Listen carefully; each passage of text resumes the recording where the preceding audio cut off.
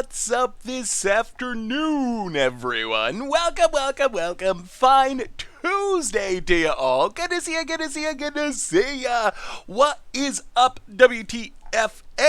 And also, Beloved Weeps, Danny Floss, Dandy Floss, Dylan Hunter. Welcome. The Wheel of Blood, Sun, and Moon. How is everyone doing today? It is a modern day, and I'm actually kind of excited. Yeah, I got the Zeppelin jersey that was used to be a t-shirt, but the sleeves got pretty raggedy, so I don't even really like Zeppelin that much. I like some Zeppelin stuff. They're not one of my favorites.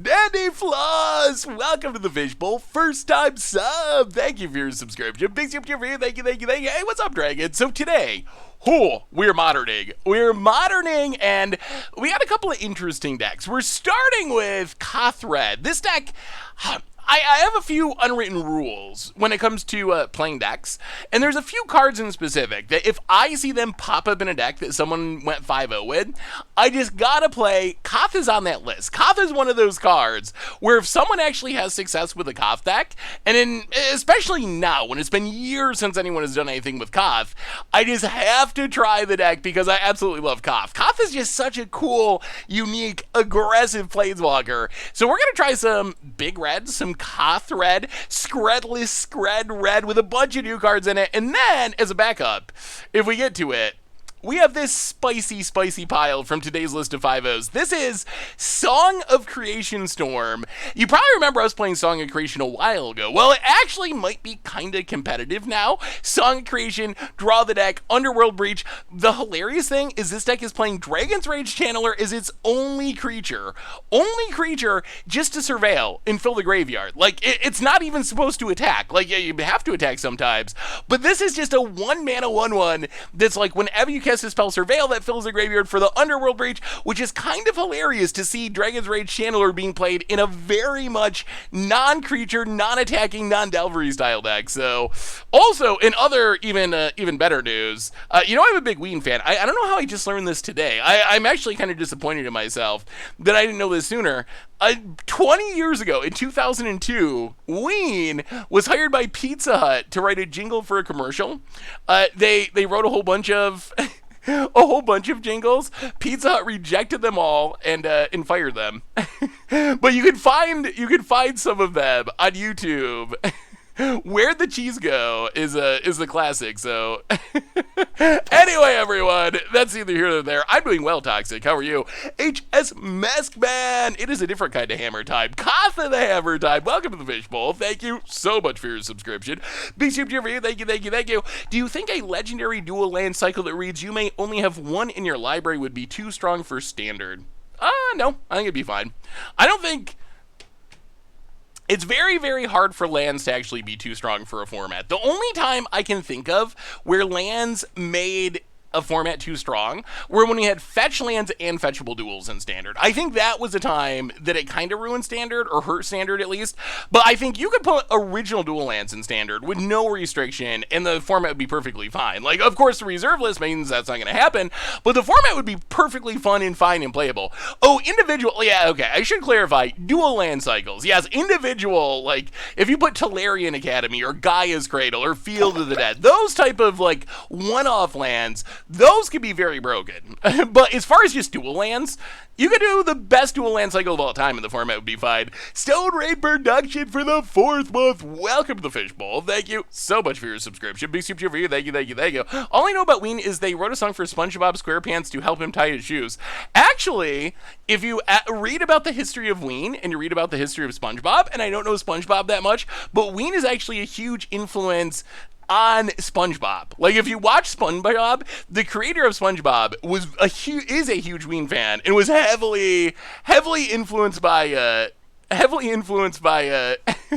by weed. So yeah, that's a little Easter egg. But anyway, let's do our reminders, talk about this deck, start playing Magic, then we talk about Ween, we talk about SpongeBob, we can talk about house stuff, we can talk about Magic stuff, we can, whatever. We can talk about whatever. So anyway, reminders, replay YouTube. That's where you'd find all the old streams, including this one in the future. Normal YouTube had a pretty sweet short about the history of the deck named Rock. The Rock, not a lot of people actually know the history of that name. stream, and it's a fun little video, so you should check it out. Yesterday, Budget Magic played some Enchantress in Modern. Tomorrow, we're playing Modern for Against Odds as well, so tons of Modern coming up this week, some Standard 2022 in the future, so keep it out for that on the YouTube. Oh, we can always talk about the pubs. We can always talk about the pubs. The sponsor of our stream today is Card Kingdom. I can't wait till the house stuff is done so I can get the pups and then we can actually have the pups on the stream. I think Bear's gonna be a good streamer. I think Bear probably just chill and sit here and can kind of pet him while we play Magic. So I'm looking forward to puppy streams. Our sponsor today is Card Kingdom. If you need some magical cards, you can get them from over at cardkingdom.com. Even get a free MTG Goldfish sticker. Let them know you want one. They will hook you up. They're super cool like that. So thank you to Card Kingdom for supporting the show. Otherwise, merch page, clean out Richard's Garage. Donations, always appreciated, never required. $2 or more gets your message read on stream. And let's talk about Big Red. Koth Red for Modern. Hey, what's up, Pokemaster? How are you? So this deck, it's a little reminiscent of Scred, except we're not playing Snowlands. We're not actually Scredding. We don't need any of that stuff anymore. We're playing Modern in 2021. You don't need Scred. You got Unholy Heat, which is Scred that doesn't even make you have Snowlands. Like, probably better than Scred most of the time. So there's a lot of similarities to Scred. One of the interesting parts about this deck is we're playing indestructible lands. We got Darksteel Citadel, we got Cascading Cataracts, so we can target with our own Cleansing Wildfires to ramp us into Koth quicker than before. We also have a huge Urza Saga package. We have Expedition Map to get, I don't even know, more Urza Sagas, I guess. With Pyrite Spellbombs for removal, Relic for Graveyard Hate, Shadow Sphere to gain some life, Soul Guide Lantern for more Graveyard Hate, and we got a ton more in the sideboard, all the way down to Pacification Array, a card that I forgot actually even existed. Just 1 mana, 2, tap down target creature or artifact. So we have a ton of stuff to do with Urza Saga, but our main goal is to do a bit of ramping, Cleansing Wildfire, hit an indestructible land, ramp us, get down Koth as quickly as possible, and start Kothing our opponent to death. No Blood Moons, because we need the Urza Saga to get all the Urza Saga stuff. We got Fury for removal, Seasoned Pyromancer for filtering. So kind of a really unique, very different take on Red. Why force Citadel over 4 Cataracts? The biggest reason is Urza Saga, honestly. Citadel, so Cataracts, we don't need multiple colors of mana in this deck. So Citadel, even though it's colorless, the upside is it's an artifact to grow our Urza Saga constructs, essentially. But anyway, let's see if we can cause some fools. And then if we get done with our league in time, we might do some Song of Creation storming. So, hey, what's up, Dirty Danchez? How are you? Good to see you. Scredding Seas. So what would I like to see unbanned in Modern? Oh my goodness. Let's pull up the Modern ban list. This is an interesting topic. We could probably do a whole, maybe we need to do like a tier video. That would be interesting. Or a tier ranking stream. Wow, tons of gift subs. Scroll handing out 10 gift subs. Nate Fennelly, Bardo Bush, Kenobi, Cobra Khan, A Little Cheeky, Rumful, Tilford, Jack, N-Button, Lancer TV, welcome y'all to the Fishbowl. Thank you so much for your subscription. Big super cheer for you. Thank you, thank you, thank you. Modest Mouse is one of my favorites as well. Actually, the other day, well, I guess a few days ago now, maybe a week or two ago now, but I was turning on the TV at night. I was usually, I don't really watch much TV, and I don't watch any real TV, but I don't usually watch TV unless I put something on, at night when I'm going to bed. I turned it on, and they were live streaming Lollapalooza on Hulu, and I was like, oh, that sounds interesting. What are the odds it'll be a band I like? There's so many bands at Lollapalooza now that I just don't really know or care about. But it happened to be Modest Mouse was the band that was playing when I turned it on. So that was kind of sweet to see some Modest Mouse action. What's up, Icy Doc? How are you? Yeah, this is Scred-ish, Scred adjacent. It is not literally Scred, but it's Screddy, I would say. Question for you, chat. I haven't really been following Modest Mouse since before We Were Dead Before the Ship Even Sank, but it seemed like they'd be an incredible live show. If you haven't, definitely check out their earliest 2 albums, Lonesome Crowded West and Moon in Antarctica. I think They Were Dead Before the Ship Even Sank it's good. It is a good album, and I like it. But I would say the 2 best Modest Mouse albums are definitely Moon in Antarctica and Lonesome Crowded West. Those 2 are they're so good. That's Modest Mouse absolutely at their peak, I think. But I like a lot of Modest Mouse. Yeah. Yeah, I did watch him come back out because there's more time in his life. I wasn't sure if that was a really cheesy way to do an encore or if he actually thought they were out of time. Yeah, that was fine, I guess. We got monkeys, we got a saga, we have all the broken Modern Horizons 2 stuff. This is jamming all together. Wait, no Zelda Zakbot. Oh yeah, Zelda Zakbot's there.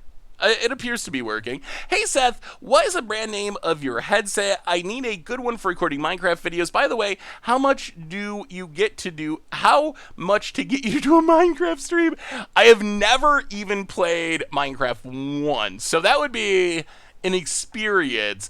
I love this headset. It's a Palantronics Gamecom 780.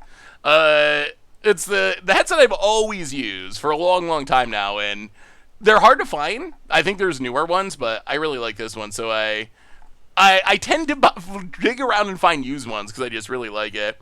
Would Minecraft be an interesting stream? I don't. Minecraft, you just kind of wander around, right? There's no. You don't win Minecraft. I don't think. I don't really know. All I know about Minecraft is people build stuff. Like, that is the extent of my Minecraft knowledge. Wow! The gift subs keep rolling in. God's right hand with gift subs to Callus. God's right hand somehow randomly gift subbed it to themselves. What are the... Oh no, I was reading the wrong name. Maoist, Robotic Sheep, Ragavan, and also Roken. Welcome y'all to the Fishbowl. Thank you so much for your subscription. Big super cheer for you. Thank you, thank you, thank you, thank you.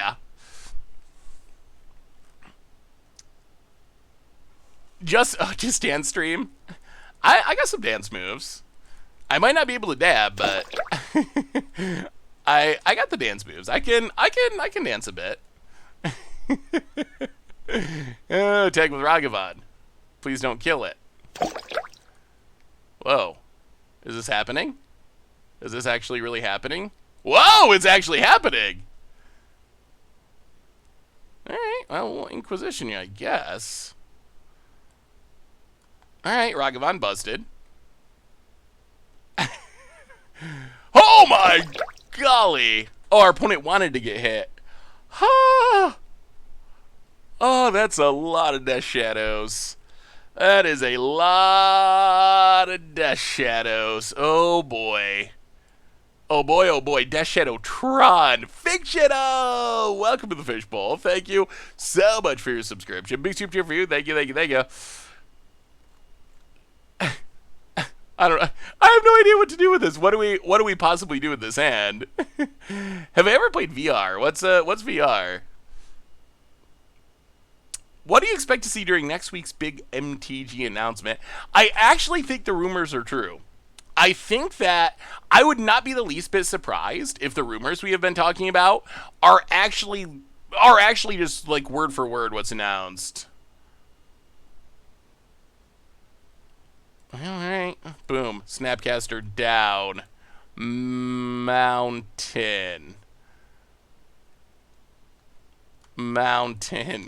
Go. I don't think there's any way we beat this hand. I don't think there's any way. What are the rumors? Ooh. Would you like to see the rumors? We've talked about them a few times. Let me see if I can find the post again. Opponent draws a fetch land, which is bad news. That means Death Shadow is going to be massive. Yep, one and plentiful. Death Shadow. Opponent passes. We need a miracle. Oh, so many costs. We're dead. That hand's just not beatable. All right, well. Is there any possible way we can like evoke Fury, hit for 4, Unholy Heat, kill a Death Shadow? There's no way. Okay. Well, yeah. Well, that was brutal. That was just a ridiculous hand for our opponent. All right, so here's the rumors, and of course these are rumors. These are rumors. They are not confirmed, but here's the rumors, and I wouldn't be surprised to see if to see them mostly be true. Winter 2022 Kamigawa, that's backed up by domain name registry. Spring 2022 Chandelar, That one we don't know anything about. That one I don't know. I haven't seen any domain name stuff. Dominaria United, also domain name. I would not be at all surprised. And this would also line up like, remember what, 3 years ago? We went to Dominaria, and it was like the most popular set of all time when it released. So it would not be surprised if Wizards saw Dominaria be so popular and just immediately jump right into designing a new one, which would basically line up with this time frame. Mwandi, I have no idea what this is about. So I think that Dominaria, Kamigawa is likely. Chandelar, probably high chances. Lorwyn Return also makes sense. And then we got to be leading towards New Phyrexia. So I wouldn't be surprised if we're getting an announcement of Kamigawa, Dominaria, Chandelar. I don't know if we'll get the fall set. Maybe we'll get the fall set. But I think very likely that at least Dominaria and Kamigawa are announced. And then probably Universes Beyond. I think Universes Beyond, Lord of the Rings, the best movie series of all time. Everyone's favorite. If you didn't know that about me, I am a huge Lord of the Rings fan. And I do not at all think it's tedious and unwatchable. Not even a little. Big fan. but yeah, so I think we'll probably get announcement of like multiple Universes Beyond. I think they'll announce when they're doing the Warcraft Commander decks. I think they'll announce. I would not be surprised if we're getting the Lord of the Rings set next winter. I wouldn't be surprised at all. Because remember, oh, good luck with the interview, Doug. Because remember, I did like the Russian Lord of the Rings. The Russian Lord of the Rings, that was actually kind of hilarious. That's the one Lord of the Rings that I actually kind of enjoyed. You can find it on YouTube. If you got an hour to kill, look up the Lord of the Rings from Russia from years ago. Oh, we actually got a sideboard, don't we? Pacification Array seems good. Pyrite Spellbomb seems bad. Graveyard Hate's fine-ish. Ratchet Bomb can possibly kill things. Unholy Heat is pretty hit or miss. Go down to Fury. This seems like a tough matchup. Their stuff's just so big. Or Warhammer, rather. Warhammer.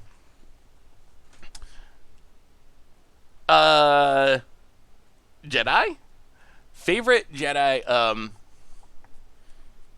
I'm not that up on the X-Men, honestly. We'll play first. But I wouldn't be surprised.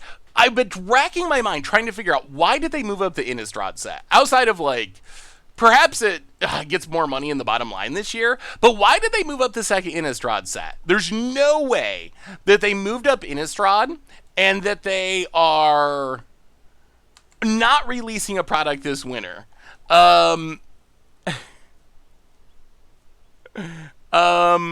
So I think my prediction is going to be that we're getting Lord of the Rings in the winter.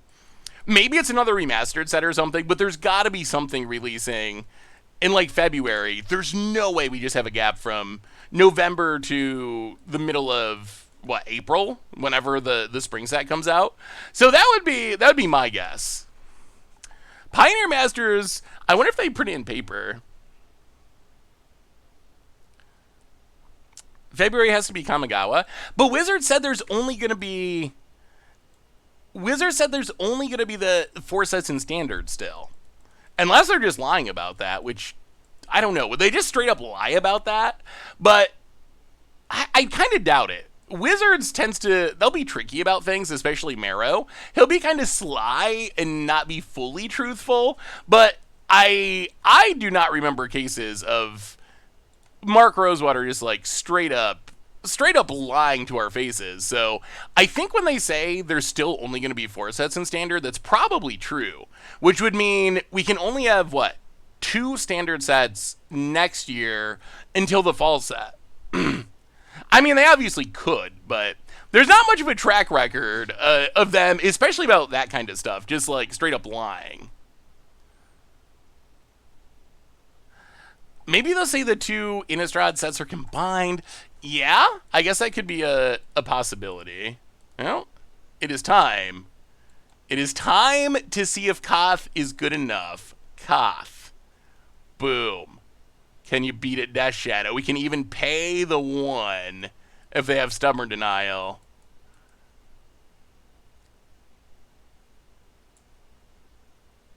Opponent. All right, well, Koth. Untap a mountain. Do we happen to hit the one that's... Oh, my goodness. Should have read them. All right. Somehow... Well, we didn't really want to damage them, because then that helps them turn on their Death Shadow. All part of the plan. All part of the plan. How did... I figured picking one from the middle of the pile would mean we're safe, but no. All part of the plan. Next level. Next level modern play. Opponent, expressive iteration to draw some cards.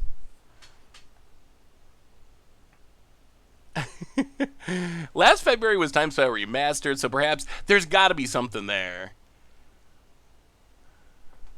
Opponent.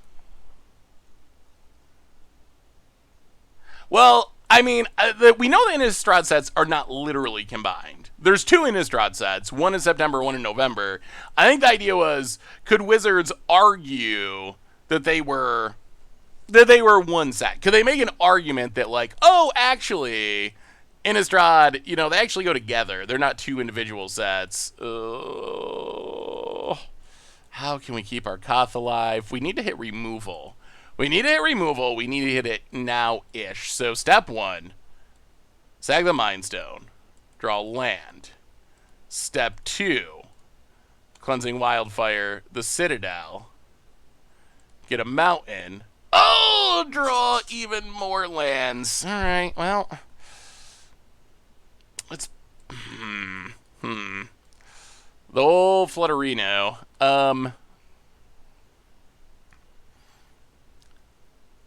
Like, do we even attack here? Oh!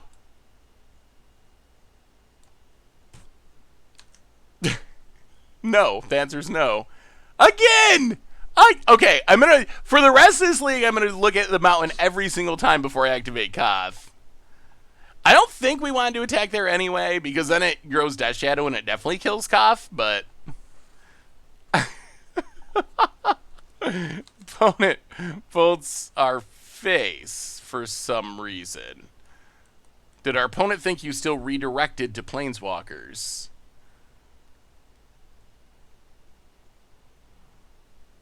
That was odd.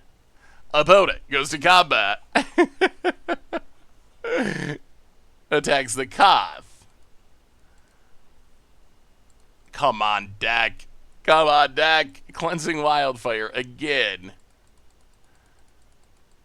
Ragavan. Alright, Cleansing Wildfire. Boom. Ramp us, draw a card. That's a combo. When we debate...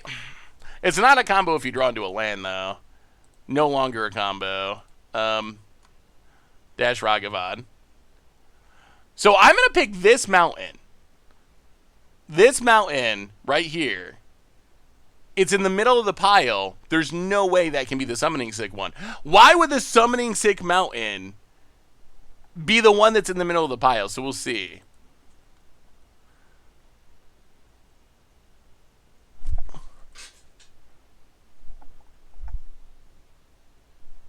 Why? Why, Moto? Why would I know that? Why would I guess that the third mountain in would be the one you make Summoning Sick? I swear that whatever... That's a 1 in 6 shot. 1 in 6. And it's from the middle. Why wouldn't it be the one at the end? Why is there not some logic to it? I think that whatever land we pick becomes the Summoning Sick one. Wizards is afraid that Koth is just too strong. They're afraid that Koth is too strong. Opponent. Colligan's Command. Well, thankfully we have infinite mountains to discard. Pass the turn. How is that? Okay, next time... Well, Koth is probably going to die.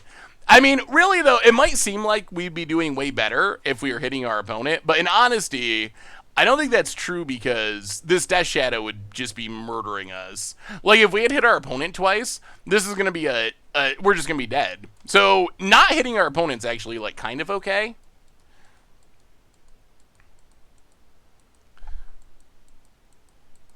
Well, step one, kill this thing. Hopefully.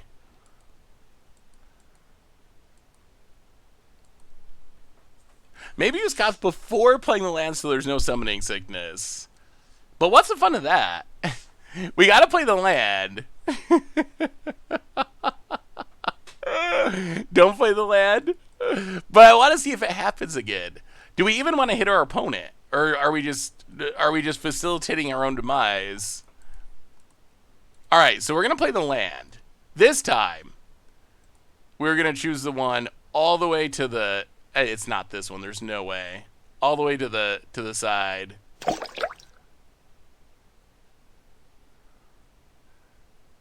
For science. We're not gonna win this anyway because of this Death Shadow. I'm a oh! It's bugged! It's bugged! It's gotta be bugged. It's gotta be bugged! It's gotta be bugged. I'm a Mills. Welcome to the fishbowl. No matter what we pick, it becomes a summoning sick one. Big Steve cheer for you. Thank you. No, because last time we specifically picked one in the middle. We specifically picked one that was in the middle last time. Opponent, Thought Seizes.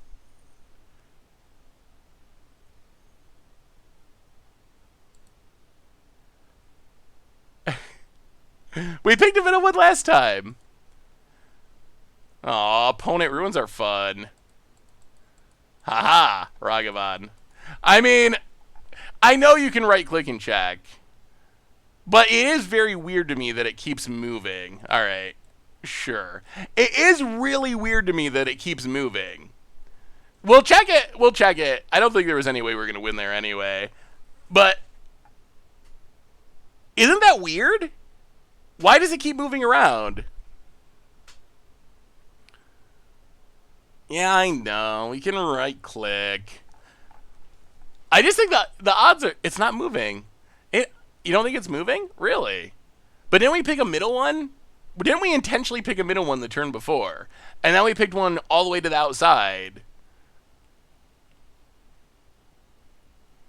So what's the pattern to it? No, because we definitely picked one from the middle the turn before that.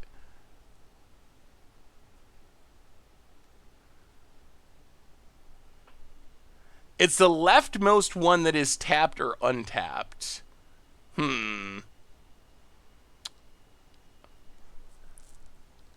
So it's the leftmost tapped one, unless the summoning sick land is untapped, and then it's the leftmost untapped one. That's still weird to me. I blame Odo. Do we caught the summoning sick land? Oh, many times actually. We're trying to figure out if it's a bug. I think it is. Sand looks fine.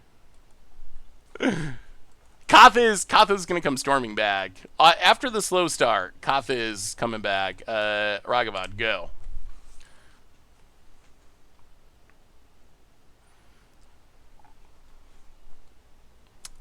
Den of the Bugbear. Okay. I wonder if our deck should play Den of the Bugbear. Den of the Bugbear seems like it could be good in this deck. Ragavan, no bolts, please. Unholy Heat. Alright. Well, Expedition Map. Go.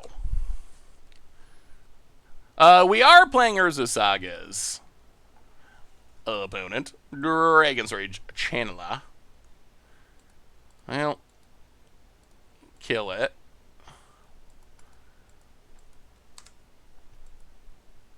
And there's a bobble, of course.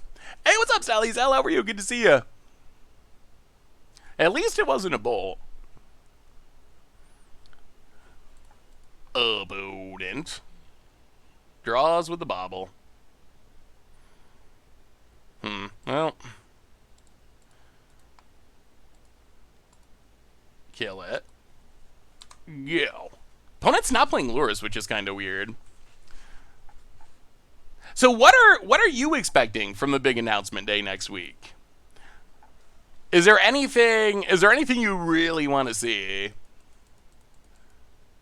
Oh, also Wizards Wizards kind of announced, even though I think this was kind of known, but they kind of announced that they're not doing crossovers in Standard. So they had said that about Universes Beyond, but it seems like that now applies to like future D&D sets. Bone it, Blood Crypt, and passes. All right, no bolts, no bolts. Take a monkey beat. This would have been a good time for a Koth. Attack. Oh, Ragavan steals us a Fury. Well, okay, sure. Good monkey. Not bad at all. Yo, Gunner's type. Welcome to the Fishbowl. Thank you so much for your subscription. Big soup tier for you. Thank you. Bubble for our opponent. I wonder if we're actually going to get a Netflix series. There has not been much news about that, which is concerning. Cyberpunk Kamigawa does sound really sweet. That's going to be a sweet set. Wait, why would we not cast the Fury? We lose it though at the end of turn, right? So either we cast it or we lose it forever. A set where the mechanic is you actually send money to wizards to activate the effect. Opponent gonna try to bugbear us. We got a plan for that. Hit it. Monkey you. Steal us something good. Or not. Well, Pyromancer. Urza Saga. Oh, we got the busted stuff this game. It is a little... We gotta look at this deck list during sideboarding. Are you at all concerned about how... Like, look at this deck list.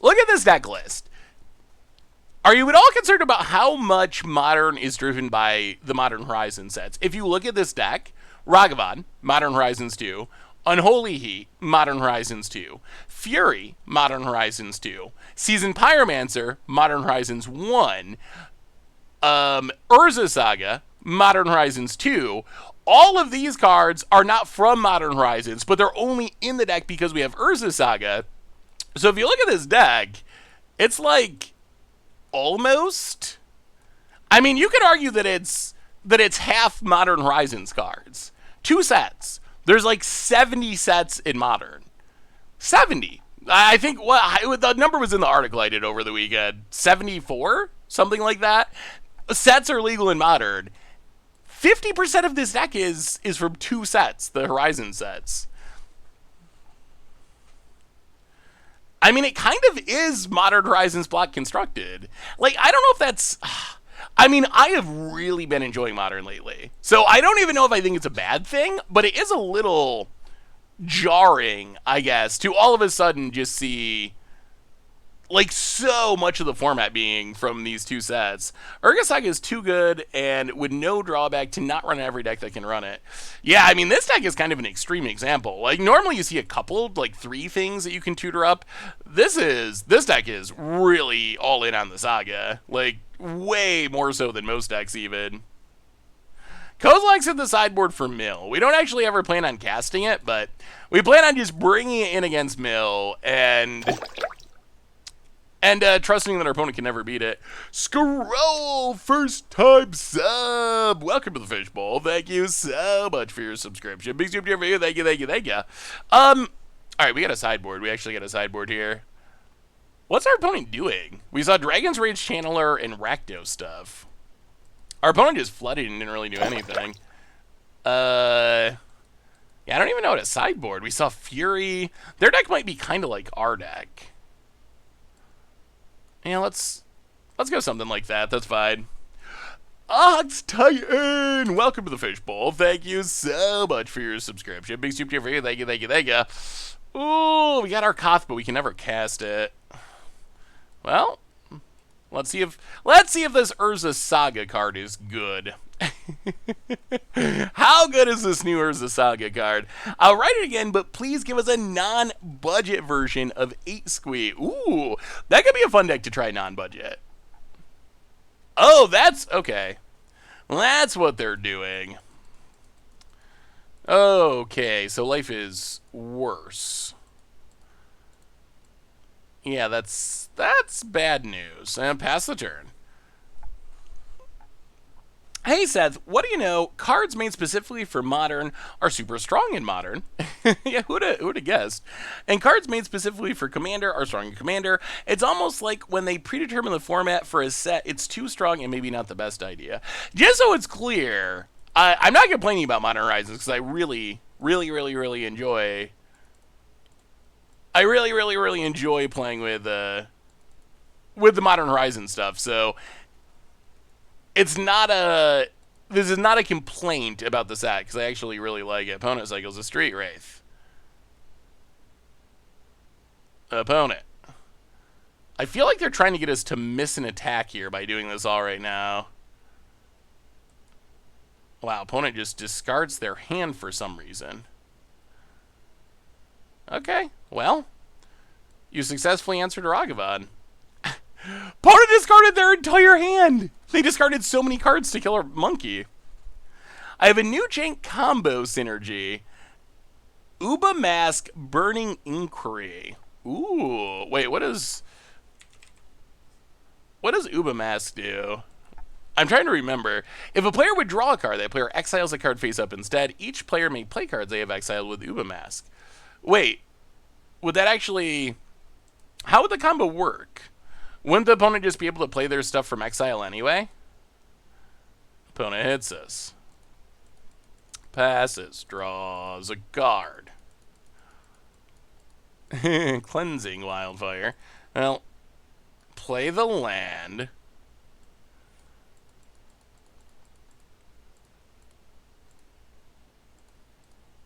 Get rid of the Den of the Bugbear.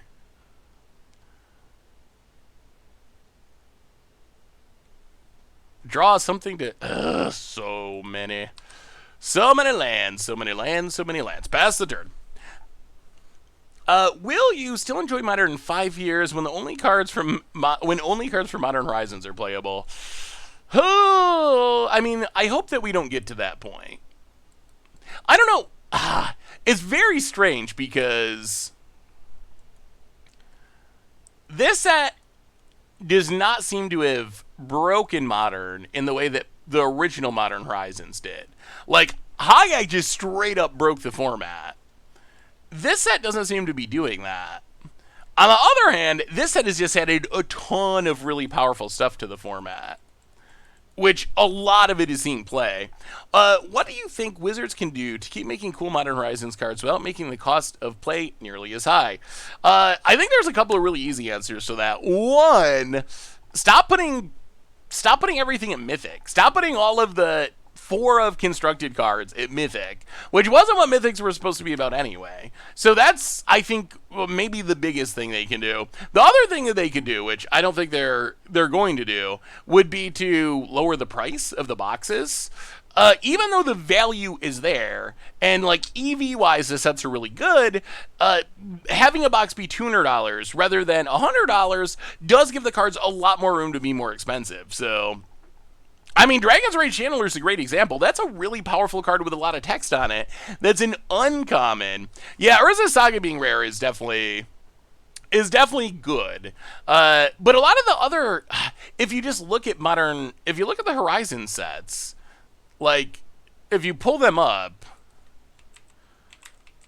how many of these cards really need to be Mythic? Let's see if we can pull up Modern Horizons here. So, like, pull up Modern Horizons 2. Look at the Mythics from this set. How many of them do you think, for one reason or another, need to be Mythic? And I don't know if the answer is that many. Like, if you actually look at this, I would argue that I don't think the Evoke Elementals need to be Mythic. I think those are push for constructed cards that are at Mythic specifically to make them expensive. They could be at rares. They would be much less expensive. You don't want a two for 1ing yourself for a Thought Seize in limited is horrible. It is absolutely horrible. Or 2 for 1ing yourself for an Endurance, or even a Swords to Plowshares. Like, you're gonna lose a lot if you're 2 for 1ing yourself in limited most of the time. So I don't think they're too powerful. I don't think they're too powerful for limited. Sword gets a pass because it's a sword. Planeswalkers always get a pass. I think Calder Complete, that probably actually has to be mythic. And it's only a 1-of in Constructed. Archon would probably be brutal and limited at rare. Chatterfang could certainly be a rare. Scion of Draco isn't busted and limited. How are you going to get 5 basic land types in limited? Clearly a constructed card. That could easily be a rare. So many of these cards could easily be printed at rare. Opponent's got 3 cards in hand. What do we do about this? The question is, so we can play P and Karen, which is fine. We don't get to Urza Saga. We can Fury. Yeah, let's play P and Karen, I guess. Put some bodies on the board. Yeah, that's the question. Is it better to just make a Construct or do like P and Karen? The thing I like about this line is we play P and Karen. Then next turn we can float the mana from Urza Saga in Fury. Oh. Huh?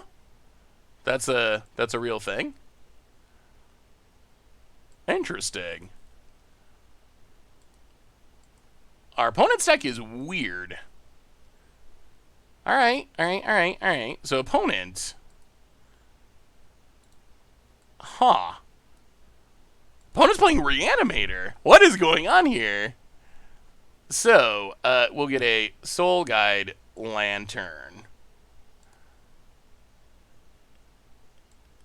Exile a card.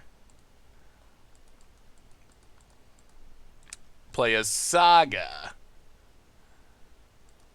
Not the most valuable Urza Saga. I feel like we kind of wasted that Urza Saga, really. Fury.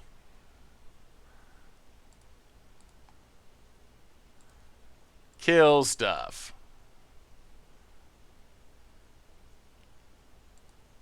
Ugh, opponent cracks. Opponent is bringing the spice. Do you think that standard sets not being powerful enough to affect non-rotating formats will require future Horizon sets to actually shake up Modern?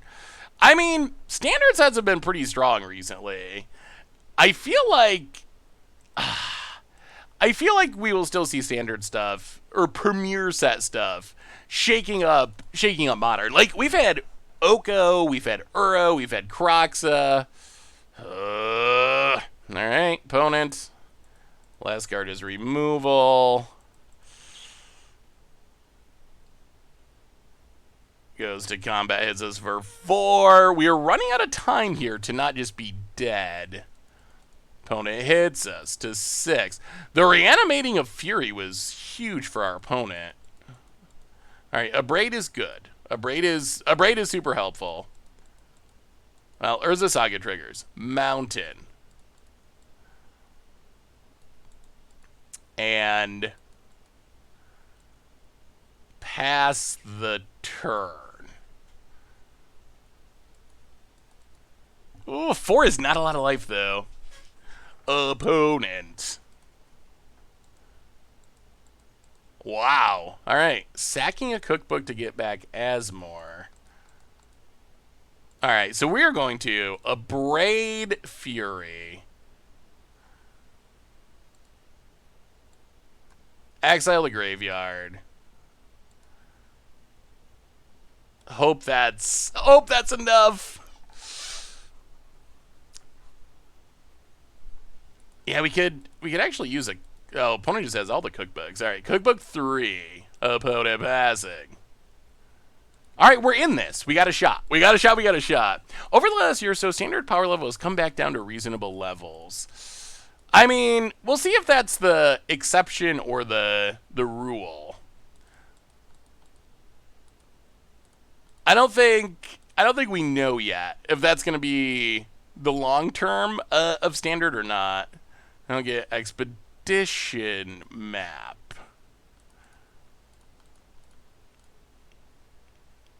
Sackett, Saga, Trigger,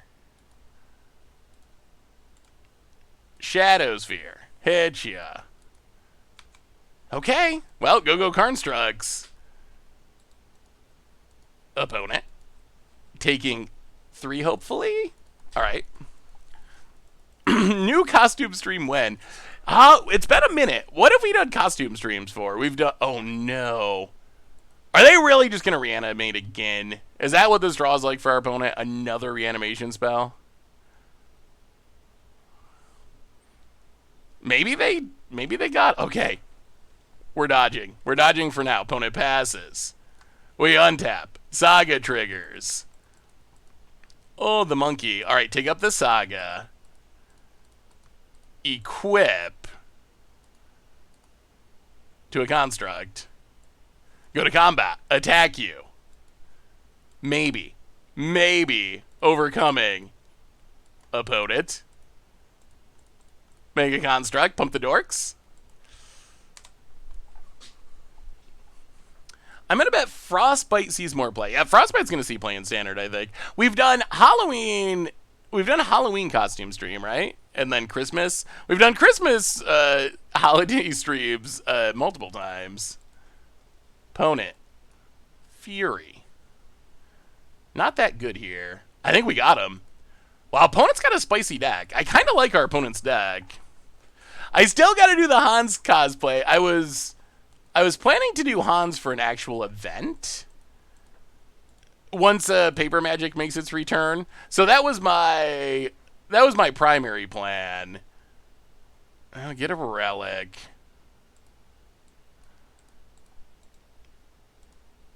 Kill the Fury. Kill our opponent.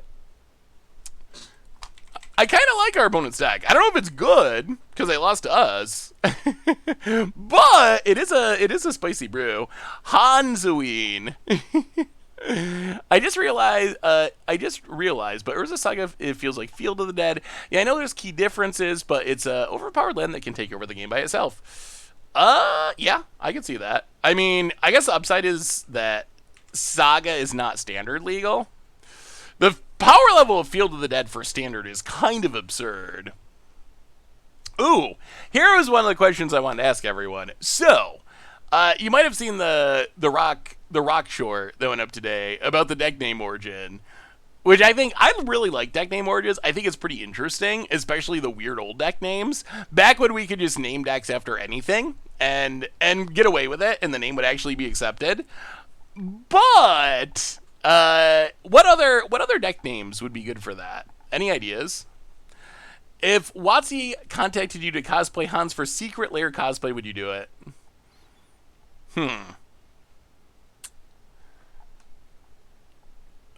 I'd have to think about it. Okay, so yes, but I would have to think through the support of Secret Lair aspect. Like, I'd have to think through that aspect of it. But as far as dressing up as Hans, like, sure. Like, I'd be down with that. Is it going to be an exclusive card that is going to be not released in any other way, blah, blah, blah? Like, are there any of those concerns? But as far as just dressing up as Hans and being on a Magic card, that'd be fun. Eggs would be a good one. Eggs is a good one. Tin Fins. I don't know the origins of Tin Fins. Nick Fit's a good one. The Nick Fit origin story is interesting. All the breakfast cereals. Ooh, some caw. Cawblade. I mean, I think that was pretty simple. Named after Squadron Hawk, right? And the noise a Squadron Hawk would make. Ponza's on the list. Dead Guy Ill is another good one. So do you know about the cereal decks? I'm very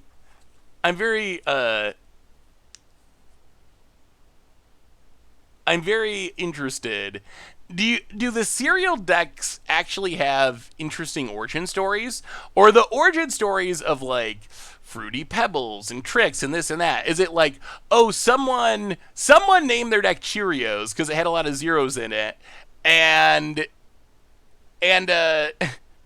And then other people just copied them, basically. And we're like, oh, like, cereal names are acceptable. So for no apparent reason, I'll call this Full English Breakfast. For no apparent reason, I'll just call this Tricks or whatever. I'd have to actually look it up. Saw the new episode of Commander Clash. Felt less than enthused. What left you less than enthused, long shots? Naya Lightsaber is always a good one. I don't actually know the origins of that name. I'd have to research that one.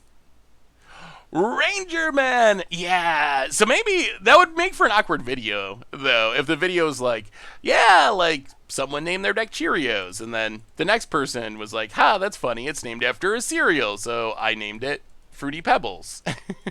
But maybe there'd be a way to do it.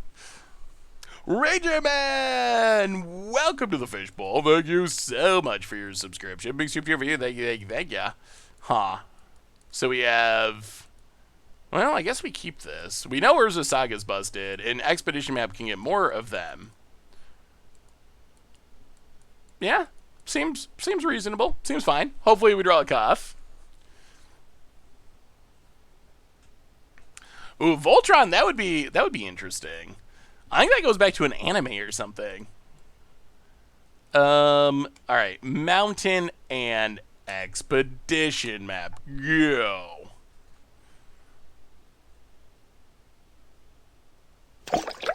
McKiri! Hey! Welcome back, McKiri. How have things been? You missed all the House and Puppy updates for the 42nd month. Welcome back to the Fishbowl. Thank you so much for your subscription. Big super for you. Thank you. Well, all right. Urza Saga 1. Mind Stone. Go. I was actually going to ask, how were the last week's Commander Clash views compared to normal? I think it was basically the same. I haven't dug into it really deep, but it seemed basically normal to me. You should do a new weekly series for nostalgic revisits of old jank decks with upgrades. Ooh. That would be so, like, revisit like old against odds, for example, or whatever. That could actually be pretty fun. Play Darksteel Citadel. Urza Saga is a ridiculously busted card. It's like it's kind of insane how good this card is. This is gonna be one of those games where we just don't do anything except Urza Saga, and our opponent can't beat it. Like, how's our opponent gonna beat it? We're gonna make a 4/4, then it's gonna become a 5/5, and our opponent's gonna keep casting Eidolons for some reason. Like, it kind of feels unfair. Like, it feels a little bit unfair. Opponent passing. Huh. Well, you know what? Let's make a 5/5, because why not? Untap. Oh, guess what? Let's make another one. Oh, wait. Our 5/5's not big enough? Let's get an artifact. Like a Pyrite Spell Bob. Actually, let's get Shadow Sphere. Let's get a Shadow Sphere. Let's play a land. Let's give that 5/5 lifelink. And make it a 7/7. And our opponent scoops it up.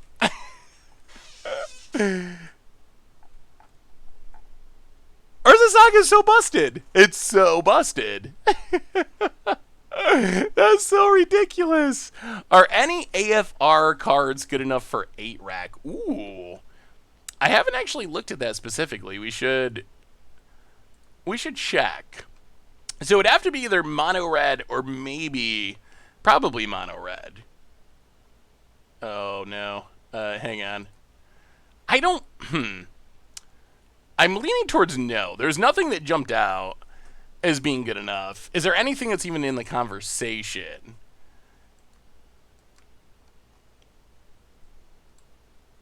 Javelineer I don't think is better than the other options.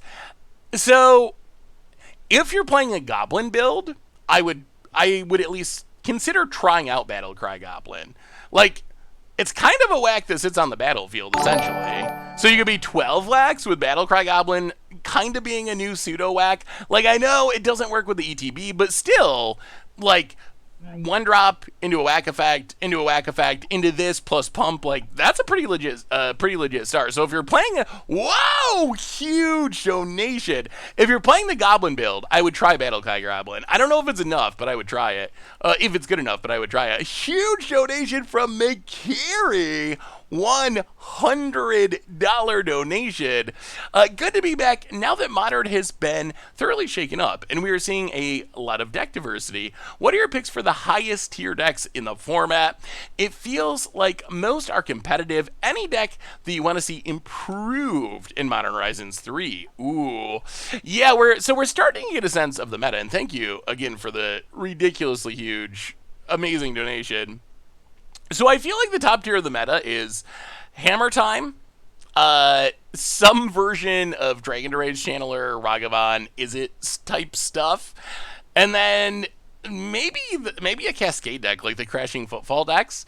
I think those have been kind of the tiers. Like, although I think you can kind of almost break them into mega archetypes where it's like Urza Saga, top tier, Cascade, top tier. And then Dragon's Rage Channelers / Ragavan top tier. Maybe you can argue. And let's bring in Chalice. Elixir. Go down the graveyard. Hey, hang on. We gotta sideboard real quick. All right, let's do that. That should be fine. But I think you would argue that those are kind of the pillars. Cascade decks, Saga decks, and then red one drop, Ragavan / Dragon Rage Channeler decks. You might be able to argue Evoke decks should be included in there, like the Elementals decks. But I think those are the top tier of the meta. What would I like to see improved in MH2? I think a lot of that's going to depend on where things actually shake out. Like 6 months from now or a year from now with Modern Horizons, because I think there's going to be decks that were good before that aren't good enough anymore. We see like Humans is way down in the meta. We see like the Gruul land destruction mid-range decks. Those have got less popular. Spirits. So as the power level keeps increasing, maybe some of the tribes that were good enough a year or two ago, like Spirits or Humans, maybe they're tribes that actually need support to remain competitive. Yeah, we got a Koth. We'll keep this. Any thoughts about running Boom in this deck with Cleansing Wildfire to really use the Darksteel combo? I could see at least playing in the sideboard. I think it could be good. Yeah, Urza Saga is just, it's ridiculous. It is ridiculous. Alright, land and go. I think we just kill the Goblin Guide. Don't want to take too much damage. Yeah, we just actually lost to Death Shadow. Although I think that was partly the fault of our Koth and Moto. Oh, I don't think we can Chalice yet. I don't think we can do it yet. All right, Urza Saga. We're gonna do this again. Pyrite Spellbomb. Take 2. Go. Do you think Urza Saga needs a ban? Oof. I don't know if anything needs a ban yet, but I will not be at all surprised if Urza Saga needs to be banned eventually. I do think it is a borderline absurd Magic card. Like, it's kind of ridiculous how strong it is. It really, really, truly is ridiculous. Ragavan is another card that's on the short list of cards that might be too good. I don't know, like, if Cascade ends up being too good, I guess hopefully it won't be because it is more easily hated out than other archetypes, I think. But that would be a tough one. I have no idea what you ban to, like, power down Cascade. Aspiring Spike has a ton of success with Grixis Shadow. Won a bunch of trophies with it in top 8'd tournament. Ooh, so Shadow's still around. Does Chalice on 1 counter a dash Ragavan? It does. Yeah, Chalice just cares about the actual mana value of the spell. So, like, this Rift Bolt's going to come down essentially for 1 mana off Suspend. Still 3 mana as far as Chalice is concerned. So it's just the actual mana value that's printed in the corner. Is Birthing Prod 2 broken? Oh, yes, I forgot. We're gonna talk about modern bannings and what can be unbanned. I think there's probably an argument that a decent amount of stuff could be unbanned. And by decent, I bet there's like 5 cards at least on the ban list that would be unbannable. Christo fuck, handing out a ton of gifts. Thank you so much. So many gift subs today, everyone. To Holith, Ageos, Mindgoth, and Durkin. Welcome to the Fishbowl. Thank you so much for your subscription. Big super for you. Thank you, thank you, thank you. Well, Cascade got Shardless Agent, and then it also got... Oh, we're dying. This is going less good. And then it also got a bunch of new payoffs, like Glimpse of Tomorrow's kind of created a new archetype. Perhaps the biggest thing, though, is the Evoke Elementals. The Evoke Elementals, they might not look like Cascade cards, but really they kind of are. And the power of them... Oh, we're not going to have the mana this time.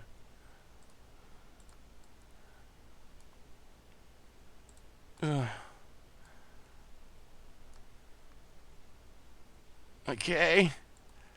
Are we getting burnt out? I mean, if we untap here, we're probably good because we can gain back a ton of life. Do we untap? 2 cards in hand. Rift Bolt suspended. Are none of them bolt? We need no bolts in hand. No bolts in hand, please. Opponent, Rift Bolt. If Meld makes a return as a mechanic, do you think Meld cards should also have Partner with, or does it ruin the fun of assembling the Meld? Aww. Alright. Well, yeah. Little too slow that time. Let's bring in the Braid. Do we want the... Yeah, we'll bring in the Abrade. Go down to Chandra. Bring in the Spell Bomb. Go down a Chandra. Run it like that.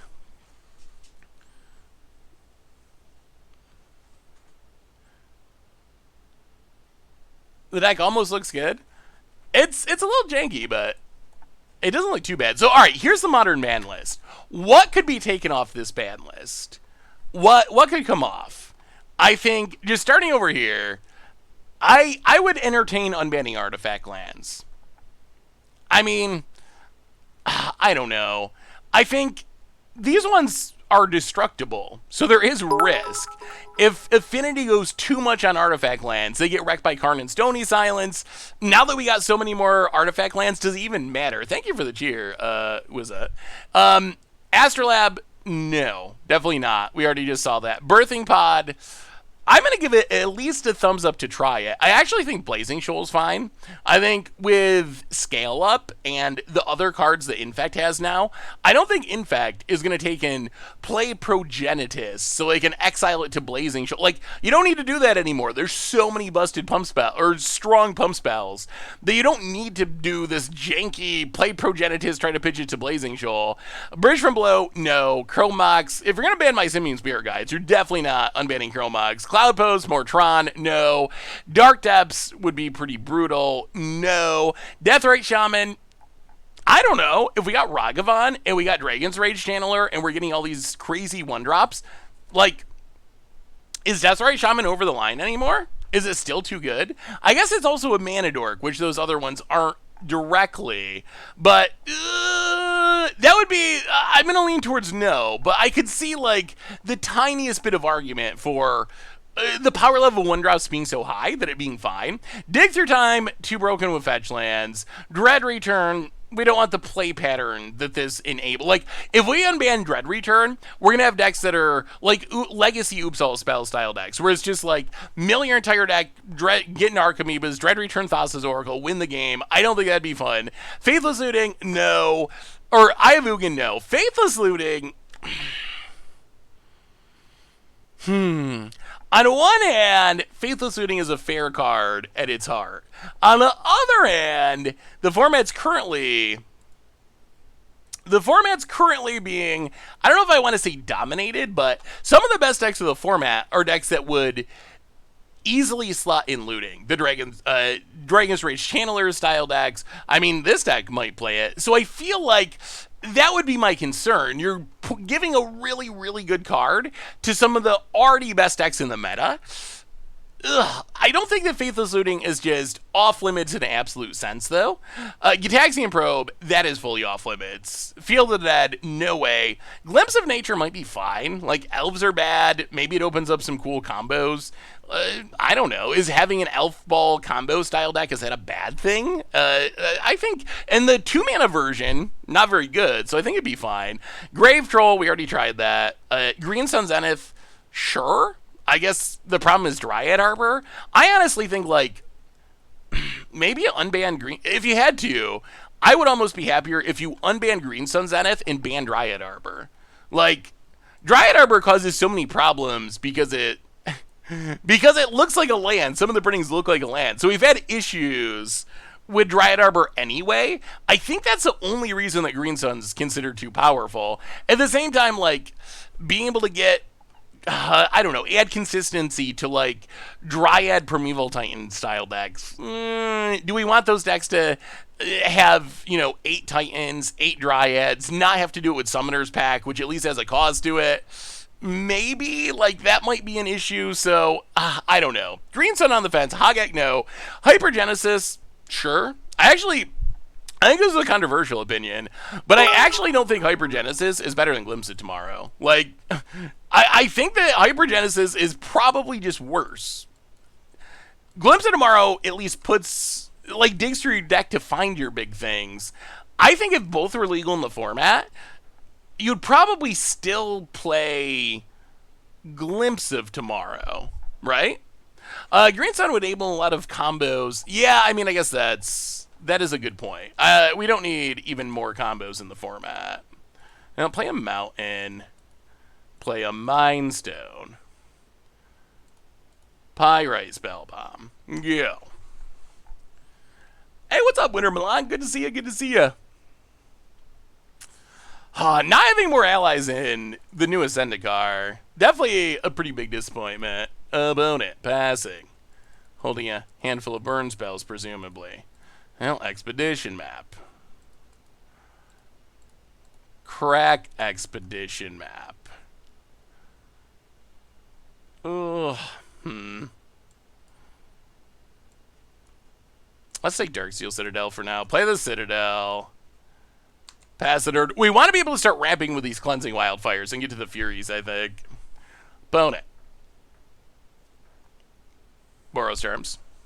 Hypergenesis Cascade Progenitus would be new Living End, but more resilient. But I mean, can't you already do that, but better with Glimpse of Tomorrow? Like, Glimpse of Tomorrow does a lot of the same things, but you don't even need to draw the cards. Hey, what's up, Doggy Sausage? How are you? I guess that would be my thinking, is maybe it's just worse Glimpse of Tomorrow. Well, let's unleash a bit of fury. I mean, you can't ensure you get something good with Hypergenesis either, right? You gotta actually draw it. Living End would probably still... Well, Living End is actually... I don't think we've ever played Living End. I might do Living End for an upcoming Mucha Brew. Because Living End, we've never played it, and it's got a lot of sneaky, powerful additions from Modern Horizons. Hey, good to have you, Dr. Sanchez. Good to see you. By the way, Boss just watched the Simic Stompy video. Made me want to get into Modern. Ooh, yeah. Modern is a great format. Modern has been my go-to favorite format for a long time. So the financial aspects make it tough to get into if you don't have a bunch of disposable income or a big collection. But if you can afford it, I love Modern. Modern is great. Hypergenesis is not bad, but far from busted. Hey, what's up, Starman? I'm doing spectacularly. I think the house is finally coming through. I mentioned at the very, very beginning of the stream, before we went live, they did the appraisal. The appraisal went good.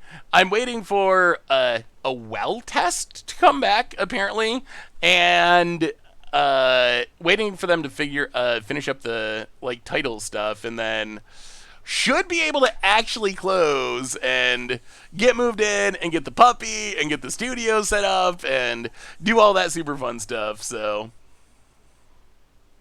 Blazing Control is fine now that every deck has free. I mean, that's the other thing to consider is what other stuff is actually in the format. So Legacy is also a format I very much enjoy. I don't know if I could say it's my favorite because I play Modern so much more, but I think the most fun I have playing Constructed Magic is playing Legacy, like pretty consistently. Crystal Funk, welcome to the Fishbowl for the 15th month. Thank you for your subscription. Big super cheer for you. Thank you, thank you, thank you. All right, opponent passes. We're not dead quite yet. Now go to combat. Attack with the Fury.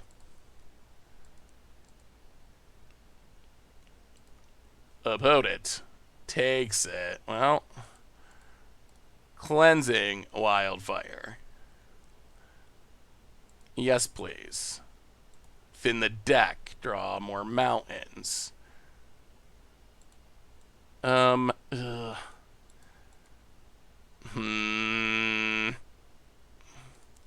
Cleansing Wildfire. Thin the deck. Hell, Seasoned Pyromancer is good if we remain alive for another couple turns, which far from a guarantee at the moment. Not moving to Colorado. Still staying in upstate New York, unfortunately. I mean, there's upsides to upstate New York, too. I do really like Colorado, though. Have you seen anyone do cool power and toughness reanimation with Scourge of the Skyclaves? I have not. I know there's shenanigans with Nethroi, but I've never... I think they're more Commander-y, taking advantage of Commanders starting with 40 life. So I haven't really seen that be a thing. We are not... There's no Blood Munes. We're playing Koth. We're kind of like big... We're Koth red, essentially. You and Crib should do Unbanned Modern. Ooh. Like you did Unbanned Commander. That would actually be interesting. I would be down for doing some Unbanned Modern at some point. So it looks like we're not immediately dead. Let's sack this to draw a card? Yeah, draw a card. Could use some life gain.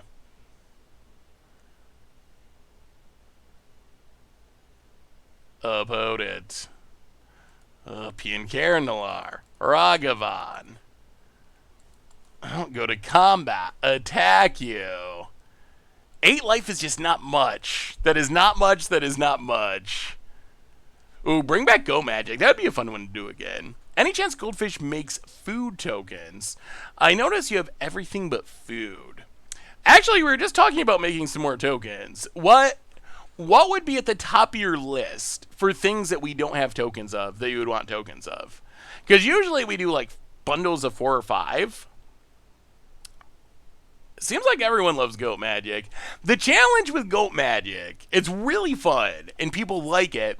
The challenge is it's only as strong as its themes, essentially. Oh, that's probably good news. Good news that that's not going at our face. So, Pianalar. Also Karen. Ragavan. Play the Citadel.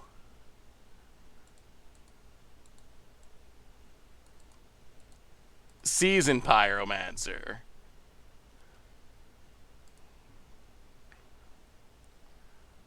Draw some cards, get a 1/1.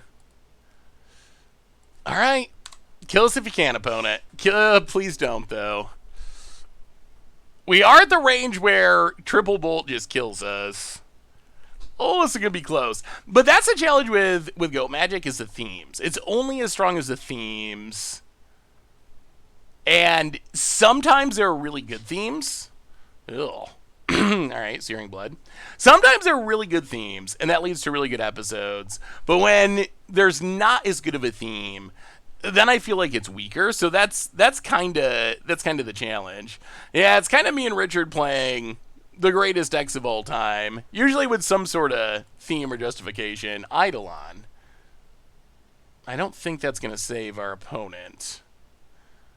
Opponent passes. Now play a mountain. Go to combat. Attack you. Our opponent's Eidolons have not looked very good. Opponent blocks the Ragavan and dies. Actually, I guess they're not dead, are they? Yeah, we're just short.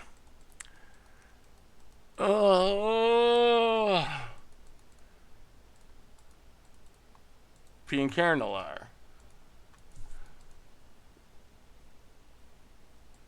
Just short.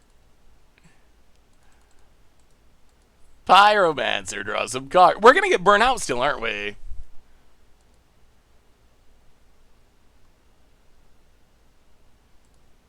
Spell bomb. Go. Please don't double bolt us. Opponent cracks down to 6. And cracks.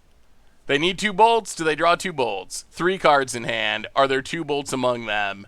Opponent looking at their hand, counting up the damage, tapping 3, skewers. Okay, so they need land, bolt, land.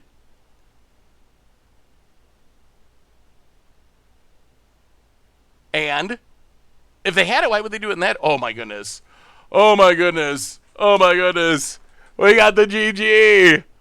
Oh, wow, that was close. Hi, hi, hi, hi, hi, hi. All right. Well, we got through the bird deck somehow. Band deck. Yeah, we've done some band. What do we do? We did like... We've done some that we're testing if bands should... if cards should be unbanned. Ooh, modern band bracket would actually be... Ooh. Oh, that's a really good idea. Modern band bracket could be fun. Maybe that's the way to do it. Goat Magic, modern band bracket. Figure out the most broken band deck. Back to the modern band list. We got about halfway through. So Hypergenesis we were debating. Caraclan Ironworks, no. No, no, no. Even if it would be safe, it's just miserable. I do not want to have to play against KCI again. Metal Misstep, no. Actually, yeah, no. The Phyrexian Metal Misstep is a kind of card that I wish could exist. I wish that Metal Misstep could exist, but I wish that not every deck could play it. Like, that's the problem with these free Phyrexian cards, is like a spell that's counter target spell with mana value of 1. Like, that would actually be a sweet card in Modern. But the problem with Metal Misstep is every deck plays it, and then you get into everyone having to play it so you can misstep your opponent's missteps, and it just becomes miserable. So if there was something like Misstep that wasn't exactly Misstep, then I think it could be sweet. Mox Opal, probably not now that we've seen... I mean, they banned Simian Spirit Guide. I was always going to come back to that. Like, if you're banning Simian Spirit Guide, my favorite monkey... You can't be unbanning better fast mana. And Mox Opal, Chrome Mox, basically everything else is better fast mana than Simian Spirit Guide. It's like the lowest tier of fast mana. And Affinity's gotten better again, thanks to Modern Horizons too. So I think that would be the other argument, is Affinity's already doing alright at the moment. Mycos and Gladys, that lock is kind of miserable. Mystic Sanctuary, that lock is even more miserable. Oko, definitely broken. I don't think we want that again. Once Upon a Time, also definitely broken. A little string of Eldraine here, all in a row in Modern of all places. What do you think about Ponder Preordain? I think that those are actually very interesting potential unbans. Like, could one of those be acceptable? I think it's at least close. I don't know if you want both at once. I think you'd have to, if you're going to do it, I think you'd have to release one and then release the other in the future. But, man, do we got a Furia Ragavan? Ugh. Wow, that feels so brutal. But yes, I think we do. Oh, all right, we found cost purpose. It is to be exiled to Fury to kill Ragavans. already in good shape. And I guess that goes back to the same thing we were saying about Faithless Looting, where the decks that it would go into are already so good. Consider is going to be really strong. Opponent. Purity is probably fine because people will still play. Wait, Purity is probably fine because people will be playing Consider as a preferred cantrip. Wow. All right, I guess we're doing this again, aren't we? Well, Darksteel Citadel. Mind Stone. Fury.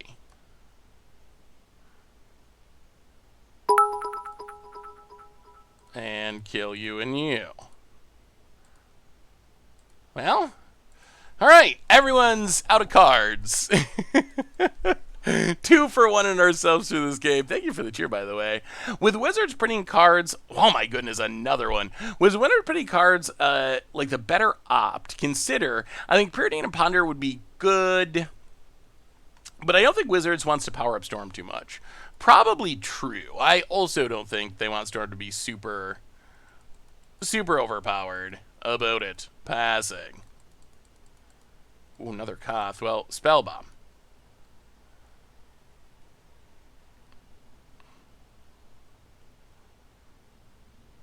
Kill the Channeler.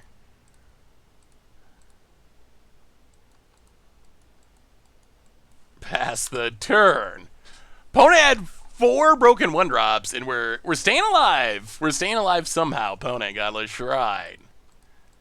Untapped. Luris. Gets the Luris. That's a problem. We really need a red source. That is not one. We need a Blood Moon to make these red. Oh no.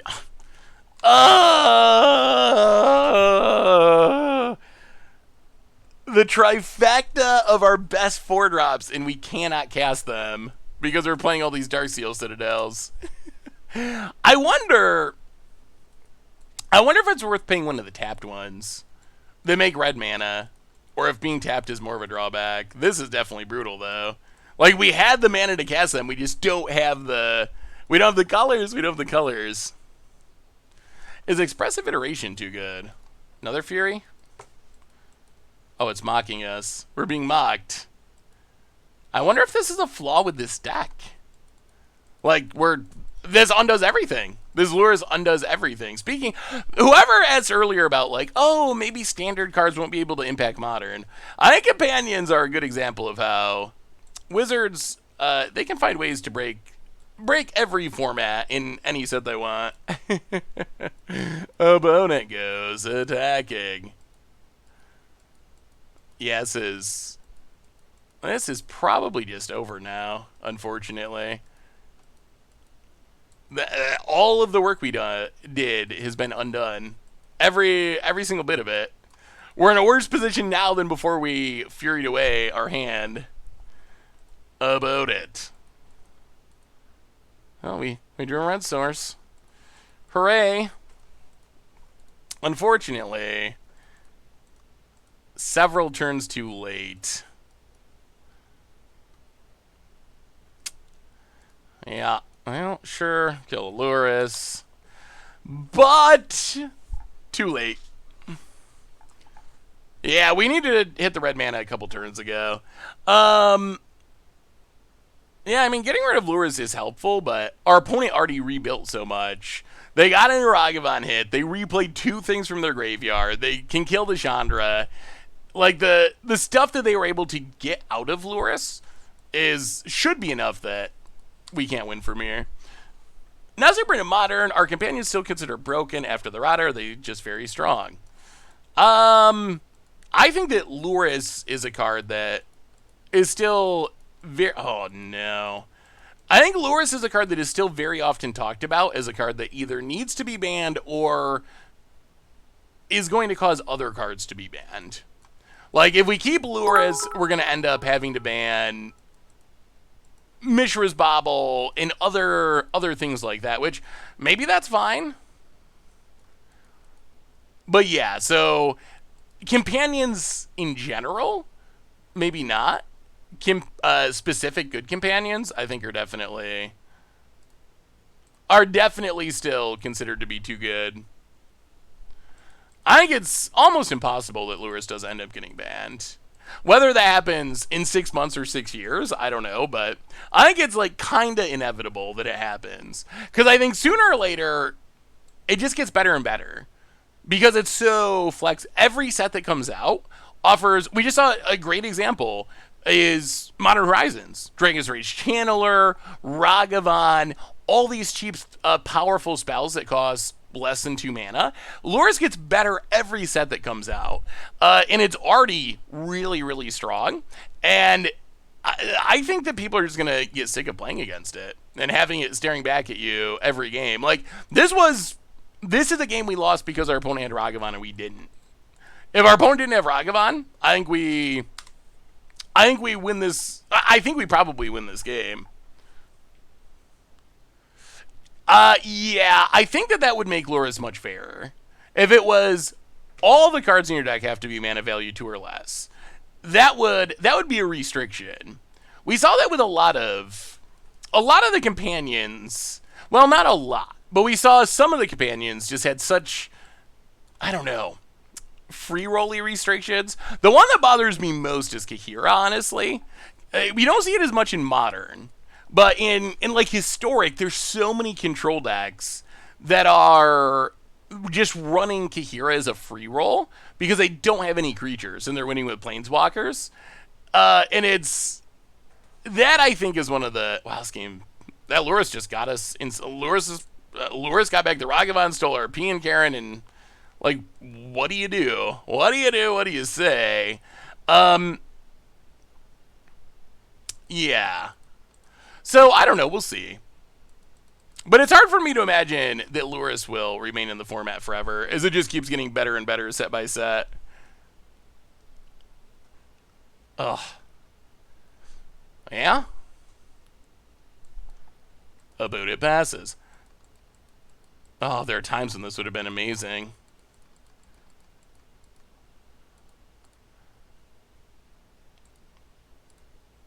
I mean, I guess this is the hard wipe of the board, but I don't.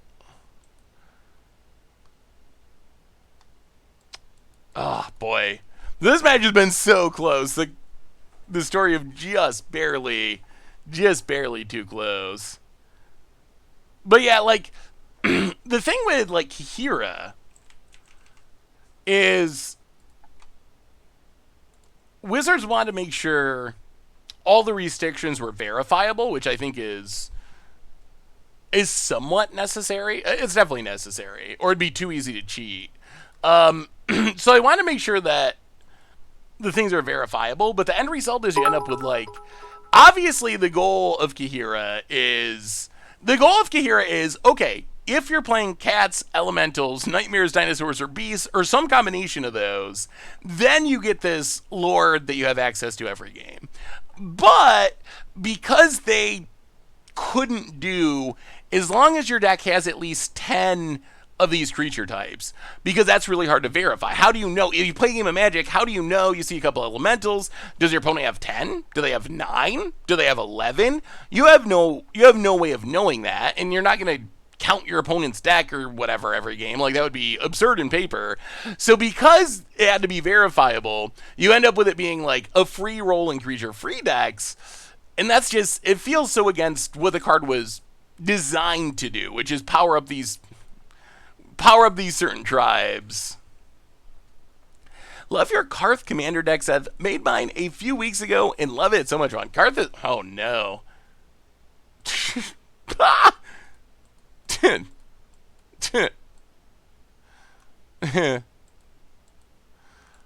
All right, sure. Maybe we just, man, apparently Death Shadow is very popular, and I don't think our deck can beat Death Shadow. Our deck is good at a lot of things. Dealing with 1 mana 12/12s or 8/8s is not one of them. Not even close. Lurrus. Ah, the Lures win. Yeah, that's kind of the issue. What parasitic mechanic did you have the most fun with?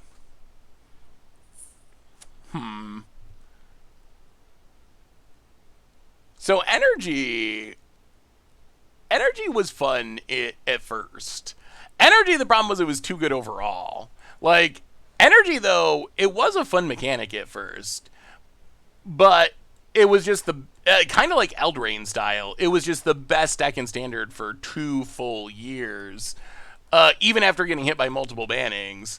So you just had it kind of similar to Adventures, where it got old really quick. But energy was sweet at first. I mean, what other parasitic mechanics have been even like very playable?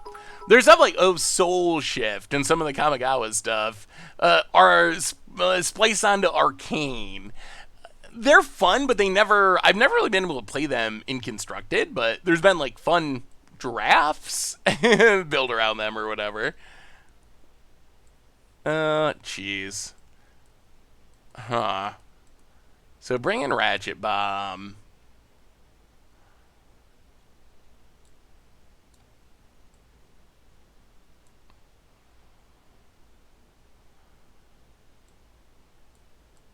Do some trimming. Something like that. Yeah, the party mechanic, it's just too hard to... It's just too hard to keep that amount of creatures on the battlefield a lot of the times. By the way, I finished top 4 with 4-color Recruiter today. Ooh, awesome scroll. Yeah, that deck's super fun to play with. Well, we'll keep it. We'll see. Between Dredge and Delve, which is more broken? So I think Dredge is more broken, but Delve has a bigger impact. Because Dredge is really broken, but it only goes in one very specific narrow deck for the most part. Like, it's really broken when you have a whole bunch of cards with the Dredge mechanic together.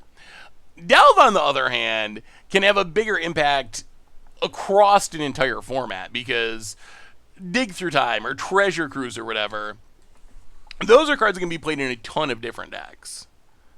I actually really like the Mutate mechanic. Although I don't really consider Mutate to be, as a mechanic, to be parasitic. Maybe that's wrong and maybe I should, but is Mutate considered a parasitic mechanic? Because the thing is, like, the Mutate stuff are just creatures. You just get you get this additional upside or whatever of potentially being able to mutate them. But I don't know if they're because you can play we see Gem Razor is a good example. That just like shows up in generic decks because it's just like a good card, and then it also can be mutated. I feel that about Adventures too. Like, I don't think Adventures are really... I don't feel like Adventures... I know some people were saying that was parasitic. I don't really view that as parasitic either. Like, Adventures... Sure, if you have Edgewelling Keeper and Lucky Clover and jam a bunch of them together, that's really powerful. But, like Lovestruck Beast or Bone Crusher Giant or Brazen Borrower, a lot of them are they're good creatures that are split cards, and you get a ridiculous amount of value, and they're undercosted. So I don't know. I think that parasitic mechanics are ones that, for me, are pretty much not playable as standalone cards. Like, that's my thinking and definition of parasitic, is it's a mechanic that only works with other cards from its set and has minimal utility outside of its own mechanic. Like, Splice onto Arcane is only in one set, and unless you have Arcane spells, it does literally nothing. That's true. I mean, I guess you could argue that about Energy to some extent as well. But, yeah. I don't know. I guess there's got to be some line in there, because I'm sure you could play a like Soul Shift is a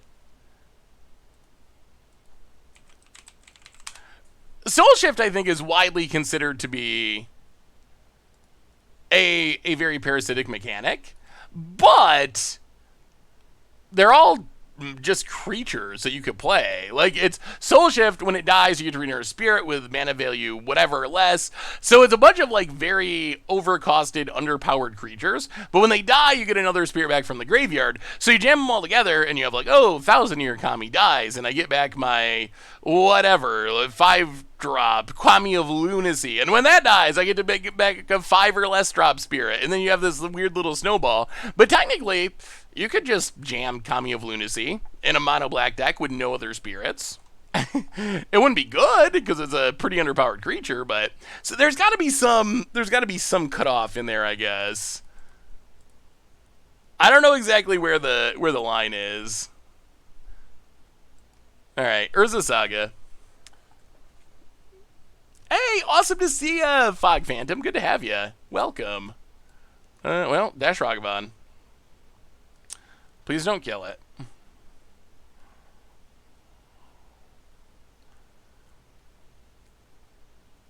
We need a monkey hit. We need a monkey hit. This would have been Koth's time to really shine. I gotta say, I'm a little disappointed in how Koth has played so far. Like, Koth just hasn't really done much of anything. All right, we get in the monkey hit. Opponent goes down to 14. We steal a lightning bolt. Oh my god. All right, yeah. Bolt you. Soul Guide Lantern you. Gotta make sure our opponent can turn on their Death Shadows. It would be a shame if their Death Shadows were stuck in hand.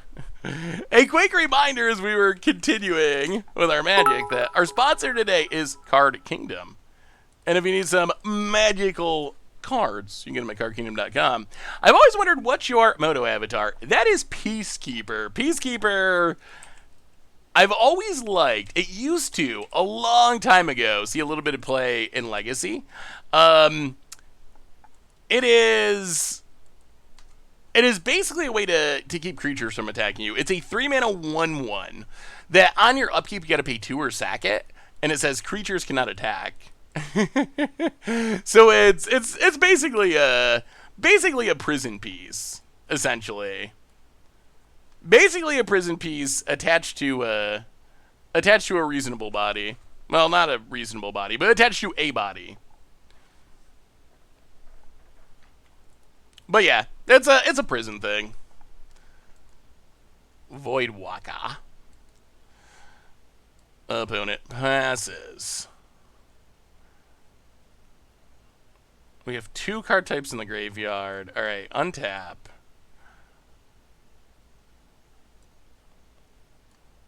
Urza Saga ticks up.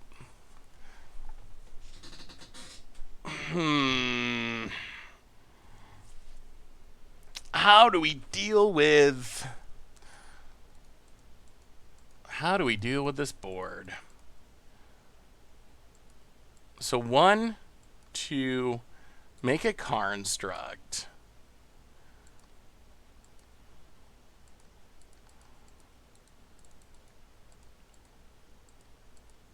Maybe we just gotta try to... Well, maybe we just... So kill the Voidwalker. Maybe we just gotta try to race. No construct. P and Karen. And trust that they can't beat it. I should send you my daughter's Elisa Stacks deck. It runs mana rocks, a couple of counter spells, some draw effects, anthems, and it makes fairies. Anthem that makes fairies bigger and stacks effects. Ooh, that sounds sweet, Doug. I don't get to play stacks too much because not a very popular Commander Clash playstyle. Kroxa. Okay.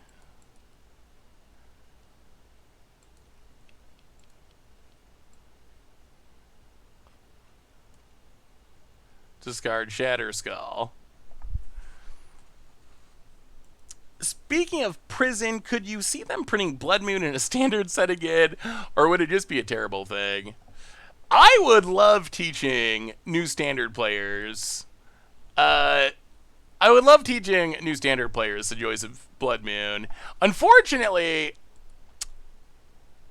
I mean, so this is probably the old man yelling at the clouds things, but kids these days, they can't handle the Blood Moon. Back in my day, we played, oh no, now we're just short again. Back in my day, we played with stasis uphill in both directions. But seriously though, I don't think kids these days could handle it. Like I'm picturing like the Magic Arena subreddit. I'm picturing like the Magic Arena subreddit. Oh, we can win. Haha. Ragavan Dash. Alright, broken Modern Horizons cards coming through. Hit ya. Dash ya.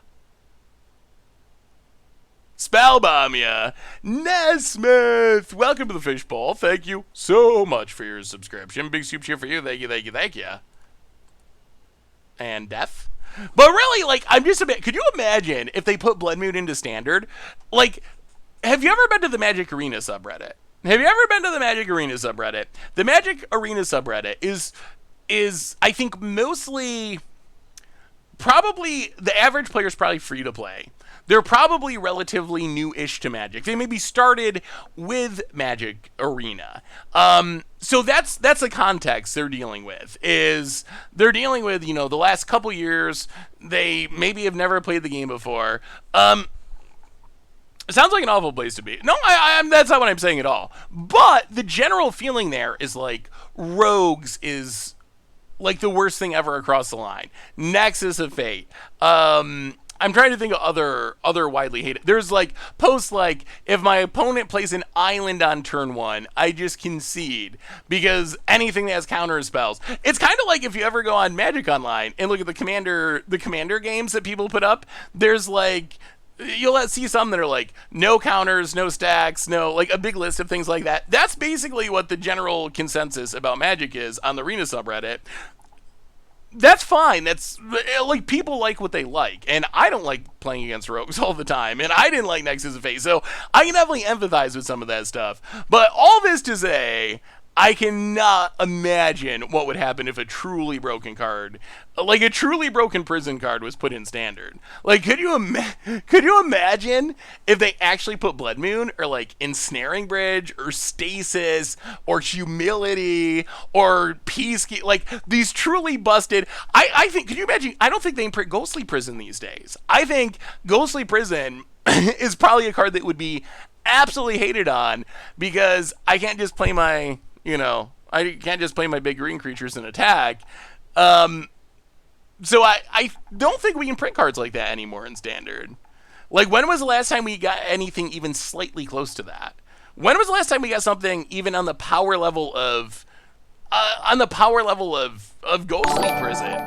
It's been a long time. So, and I don't know if that's a bad thing. The game is changing. This isn't supposed to be the old man yelling at the clouds, because Magic is probably more fun for more people when you're not getting Stasis and you're not getting Blood Moon out of the game. So it probably is, like, for the greater good.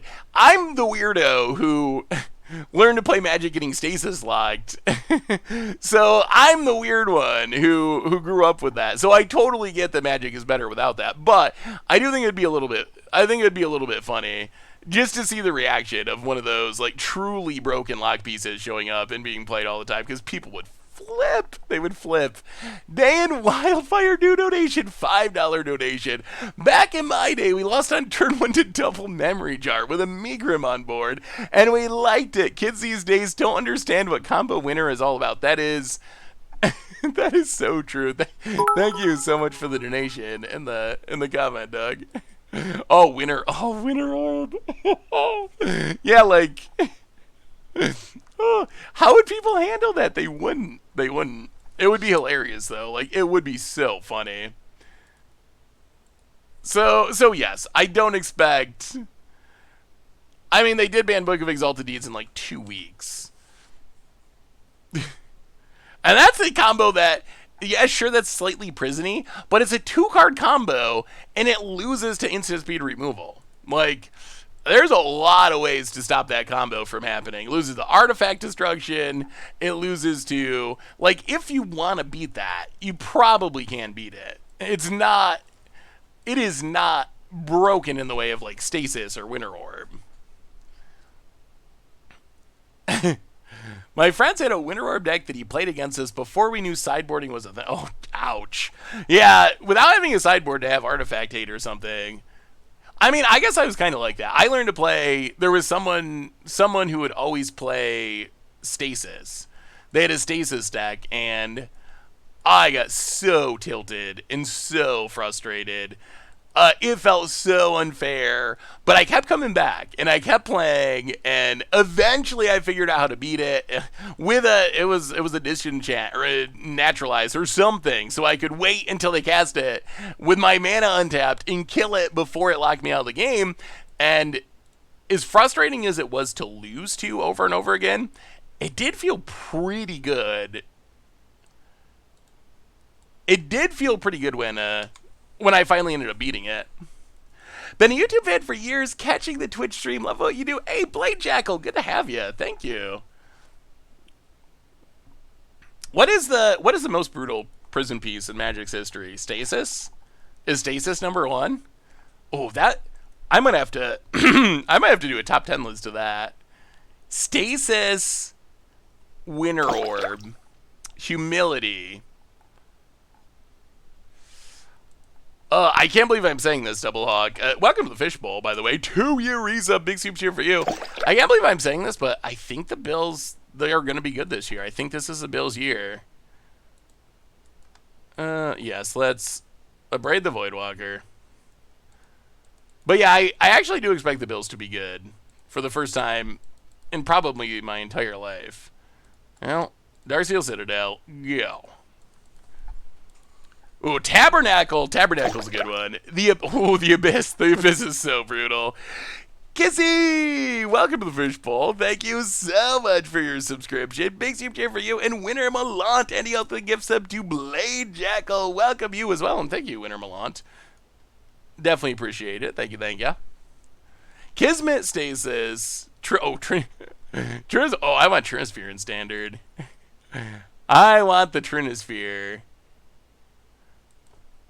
How do they always have this hand? Ugh. No wonder our opponent was so about getting rid of these ratchet bombs. I don't make a Construct, untap, draw a Koth that we will never cast, make a Construct, tutor up.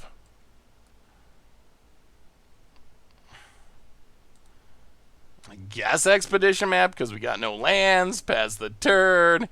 Our opponent's drawn so many Death Shadows. Oh, Opposition's another good one. Opponent Thought Seizes.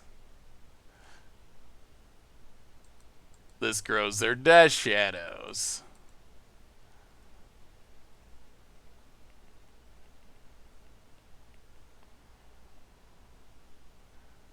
Wait, shouldn't Unholy Heat have been turned on? Enchantment, land, artifact. Oh, I guess, yeah, never mind. Now it's turned on. But we don't have the Unholy Heat. Opponent grows the Death Shadows, goes to combat, hits us for 1 billion. Yep.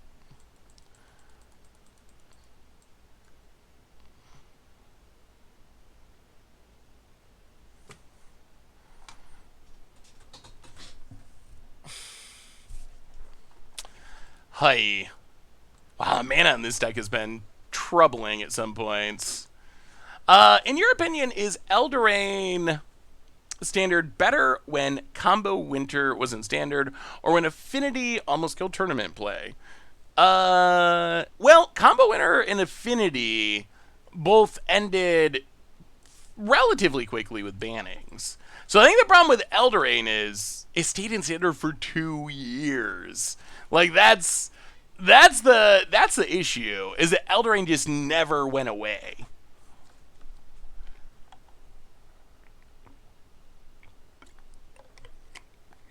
Ooh, cat juice is a good one. But yeah, so I think that's the issue. I think Affinity more broke. Well, also we're comparing this to like post-banning Eldraine, where Oko, Once Upon a Time, like those cards did get banned pretty quickly.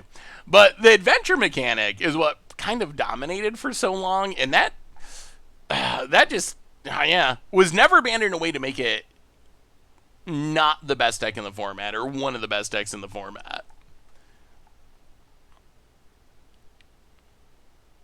So I don't know. Also, like I wasn't playing it all during Combo Winter. That was before I was playing, and then Mirrodin. I started a little bit after Mirrodin. I played with a lot of Mirrodin cards around that time, but I wasn't playing competitively. That was like casual learning how to play Magic stage. So I was getting Stasis, but I wasn't getting Affinitied. I actually like the adventure mechanic too. I don't think the problem is the adventure mechanic. I think Wizards could print more adventure cards for sure. The problem is the best cards with the adventure mechanic were just Wizards didn't take into account how much value the mechanic was offering, is what it feels like. My personal belief is still that Eldraine was launching Arena, and Hasbro/Wizards wanted a really powerful, crazy, over-the-top exciting set to make sure that people were going to be hyped and play Arena. Like that's still my theory. Obviously unconfirmed, pure speculation, but that's how I view it. Because other sets aren't like that. If you look at like Lessons, and Learn, less sons. If you look at like Learn Lesson, a lot of them are a bit overcosted. Like because the flexibility of you tutoring them out of your sideboard, basically all of them are a mana more than you would really want to pay for the effect, or you would play if the same exact card was in your main deck. Like this, it's colorless, that's another upside, but it's 3 mana when Preordain is 1 mana. This would normally be like a 1 mana effect. 2 tokens at sorcery speed, wherever Pest Summonings is. That would normally be a 2 mana effect. So you can see with like Learn Lesson, Wizards added some mana on to account for the power of that the flexibility of the mechanic has to offer. That just really didn't happen with the best adventure cards. The best adventure cards are like on or above the curve, plus you get their adventure side as a bonus, which is why the Bone Crushers, Brazen Borrowers, Lovestruck Beasts of the world ended up being so dominant. I just got into Magic, back into Magic for AFR. When I was playing Arena, it was just standard, and I hated it. Love my approach to the Second Son, though. Yeah, I mean, they are adding more and more formats to Arena, which is helpful. Slowly, but we have Historic Brawl now. We have Historic. Someday, Pioneer, presumably. I really hope they keep adding Pioneer to the format. They better. Oh, I really hope they don't. Original Companions were so broken. Companions still blow my mind.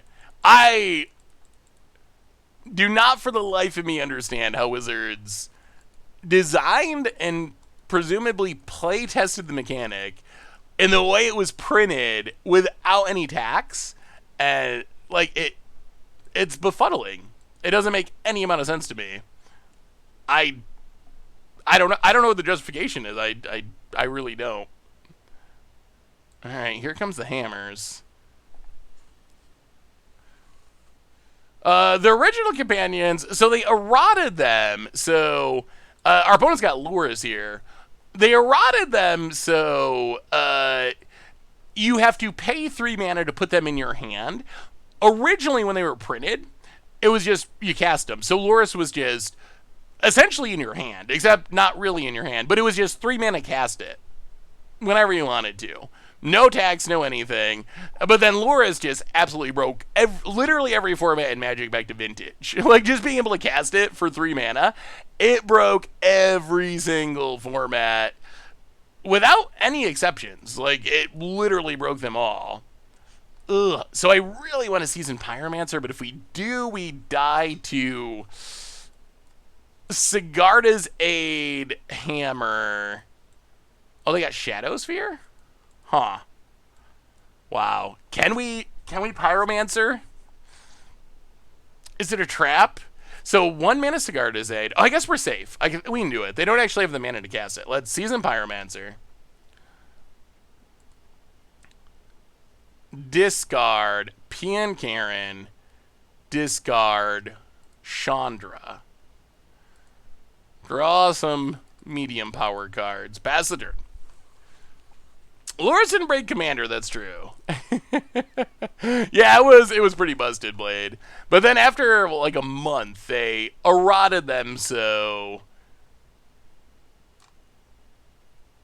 you had to pay the mana, which it helped. It definitely made them fairer. Although the good ones are still very strong. Alright, opponent's passing. Ooh, Ragavan. Alright, we can deal with this. So we can Fury away the board. Actually, we should probably Fury. Pitching Ragavan.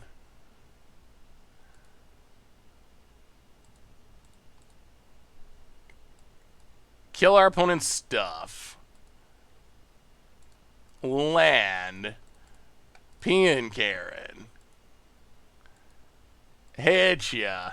I feel like this might be our good matchup. I feel like we might be set up to absolutely crush Hammer Time. Jingata is better than Lurrus in Commander. That's true. Lurrus isn't very good in Commander, is it? It's kind of one of the lower tiers. What would you want to see the most from Cyberpunk Kamigawa?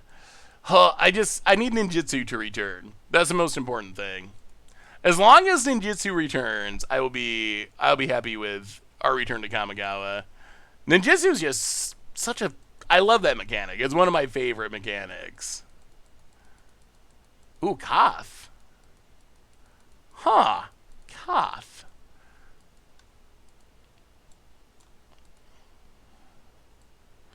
I'll go to combat. Attack. Attack, attack. Attack.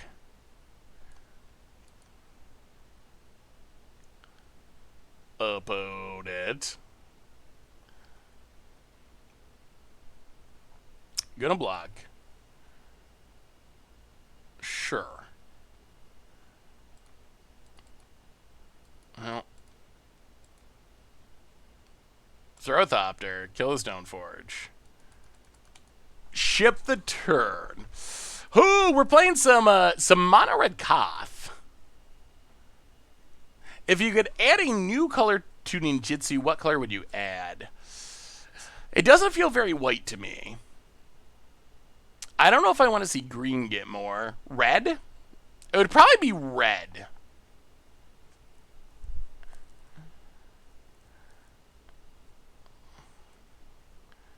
Alright. Yeah, I think red would be the easiest way to expand it. So opponent, get in the Lurrus. Red ninjas make sense, I think. Ooh, colorless. Colorless ninjas might be pretty strong.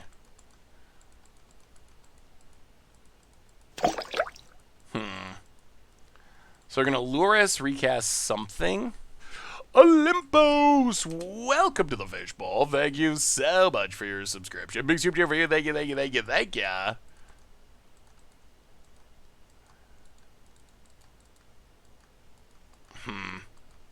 Alright, let's play Mind Stone.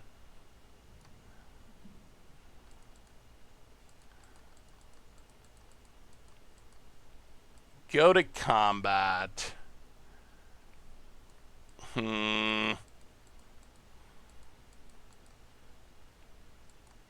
Shadow Sphere is awkward. Actually, you know what? Let's just pass. Let's pass, see what our opponent does. Seth, do you think that we always have to return to certain planes to get a returning mechanic, or do you think we could go to like a new plane and get one or two returning mechanics like ninjutsu or escape?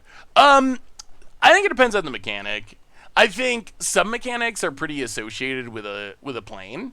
I think ninjutsu would be one of those. Like ninjutsu is pretty Kamigawan, I guess. Could there be another plane that it worked on? I think it's possible. But I think that would be a tough one. On the other hand, escape. I guess escape is kind of associated with the flavor of Theros, but I don't know. I feel like escape could show up in multiple places. And then there's mechanics that definitely can show up like flashback.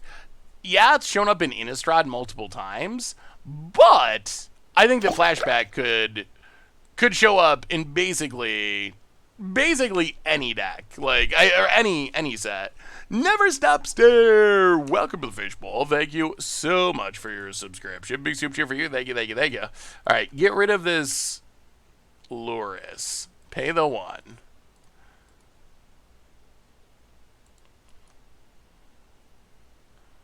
Just kidding. Do not pay the 1.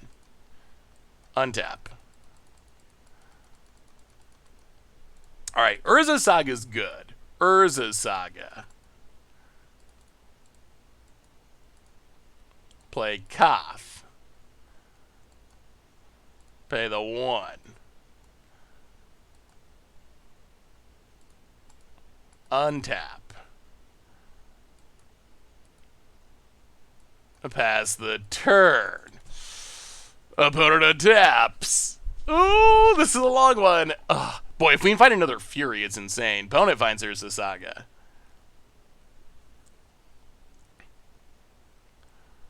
And Zach's allowed to draw a card. Yeah, this time we didn't have any Summoning Sick Mountains. Opponent. Do you think mechanics should be tied to a plane or be more free?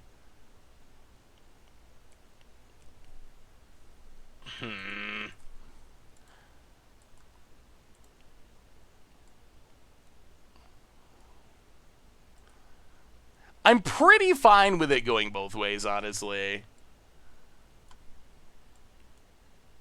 Like, does every mechanic have to be okay for every set? I don't really think so. But should every mechanic be tied to a plane and you can only get it when you return to that plane?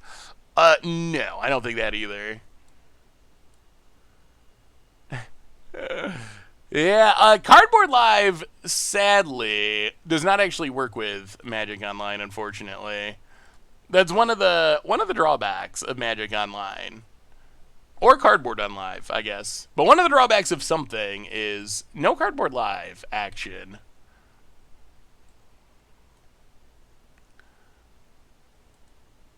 One, two, three, one. All right, well, pass the turn. If we get to ultimate this Koth, that would be a sweet way to win. We've been wanting to see Koth go off. Can we actually get the Koth win? Koth can snipe. We only got 2 mountains at the moment, but still, Koth can do some serious work. Opponent. Cardboard Live works on Arena. It's what lets you like hover over cards and they pop up.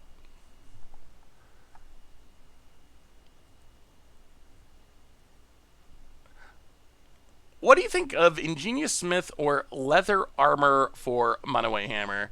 I think Armor is not impactful enough. I see a lot of people playing Smith. Whether or not that's actually correct. Huh.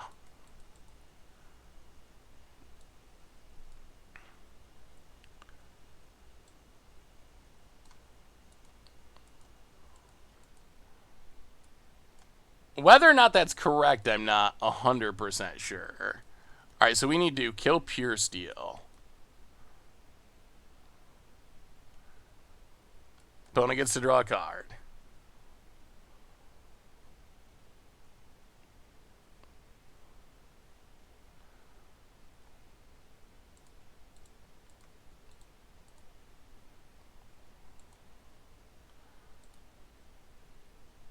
Kill Pure Steel.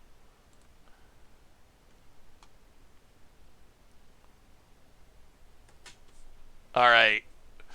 Pure Steel down. We're alive. Hammer is not equipping. I think this means that Koth gets to ultimate. And I think if Koth gets to ultimate, we win. Oh, Lord. Oh, Lord. Okay. And we draw Fury. Yes, now we definitely win. We will get a Pyrite Spellbomb.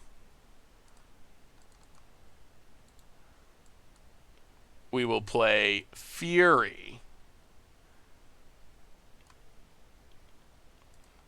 Kill you. Kill you. Kill you.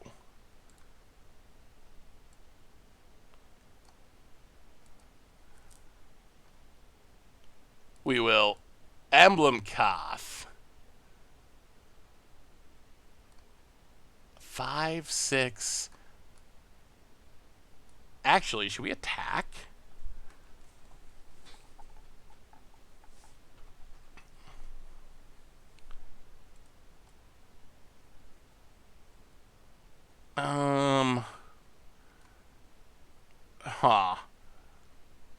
So if we attack 4, 5, 6, 7, 8, 9.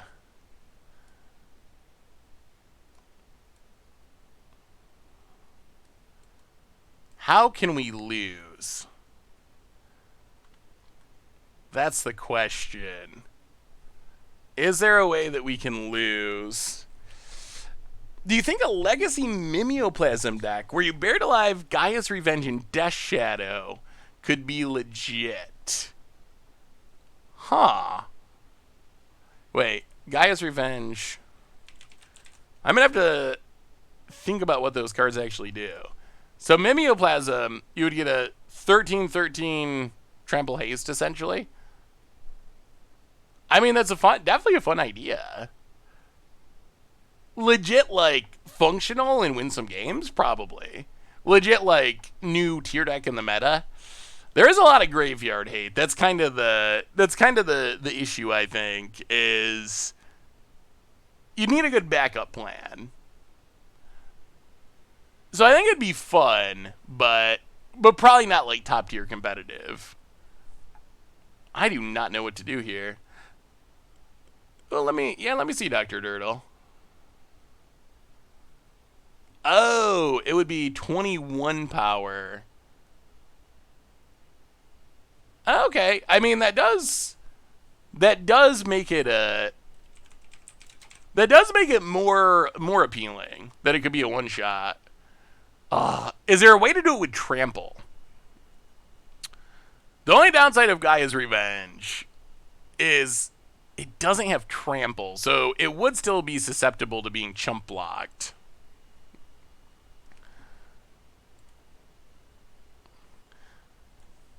Yeah, leaving up the mountain makes sense. We do need to deal some damage. Get in with the construct. Well, past the turn, we got blockers, sagas going off. Yeah, opponent. Are you going to make a construct? Okay, opponent scoops it up. Oh, that was close, but good enough. No, but if you had Filth and Urborg unblockable, it was my old commander deck. People didn't like it for some odd reason. Yeah, that I can see that being annoying in Commander. Yeah, I think it could be fun to mess around with in Legacy. I don't think it would be Legacy just is so powerful. Like, I think as far as like tournament focus, like spikiness, it's kind of similar to like the Merit Lage Dark Depths combo, except that's just like 2 lands.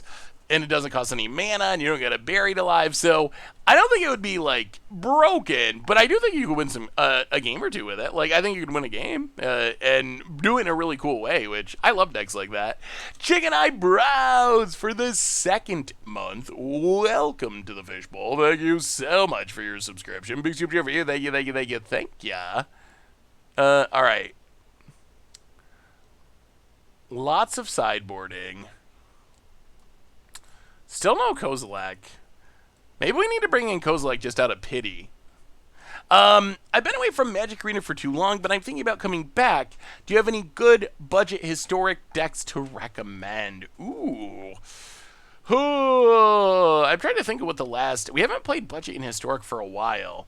I think the last one was Hammer Time, and Hammer Time was definitely... It's a sweet one. I like Hammer Time as a budget deck. The Storm deck is also really fun. The other ones are kind of older. Like Auras is still a very strong archetype. So I think that'd be worth considering. Pummeler's good. Tempered Steel. If your goal is to like rank up, I think the most competitive is probably Tempered Steel or Auras. If you can splash into 2 colors, if you got the budget for it, it gets even better. I think Mono Red Storm's probably the most fun. And Hammer Time I also think is really fun. Not quite as competitive as Auras' Tempered Steel, but still reasonable. And then like Zombie Hunt, Memekin, those are more meme level. You can win some games with them, but they're lower in terms of the level of competition. And Pummeler, I was hyped about Energy when it came out, but it is not caught on. Although there is a new Energy... Oh no, we got a sideboard. There is a new Energy 1-drop that's coming that I think is going to be... pretty powerful. Which might actually make the deck... Oh no, we should have sideboarded way sooner.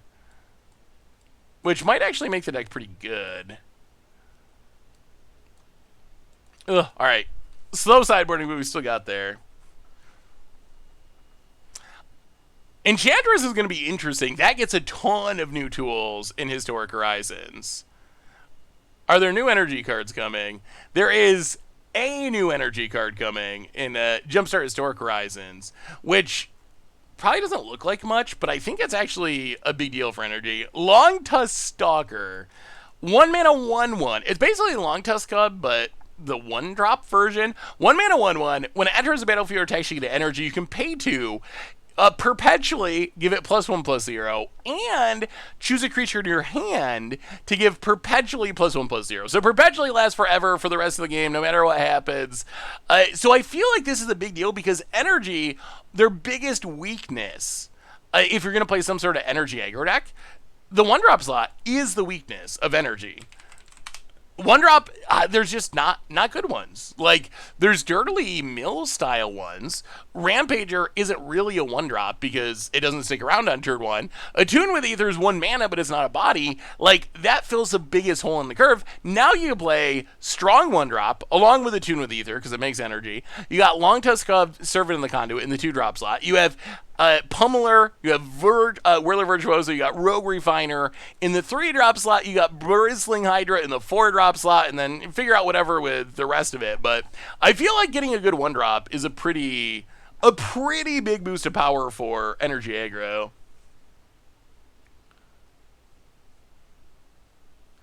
I'm thinking of making a list of semi-viable 0-rare mythic decks for Historic and Standard. Would you be interested in me sending you the list? Yeah, I'd love to see it, Rocker. Yeah, that sounds very interesting. I wonder how long of a list it would be. How many semi-viable decks with 0 rares and mythics are there in the format?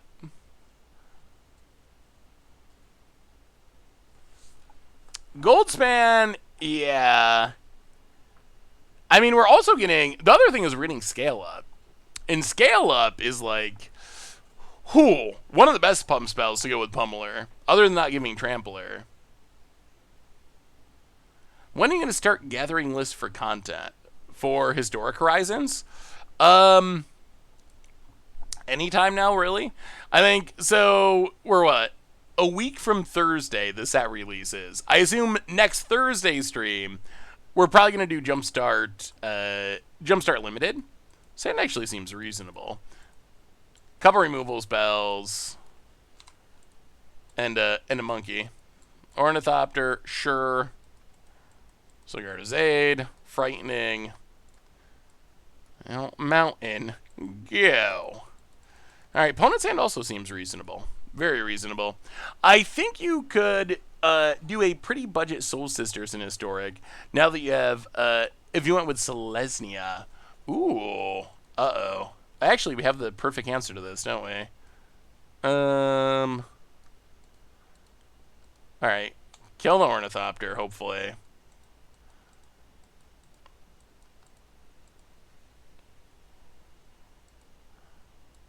If they get a hammer on this, then we're dead.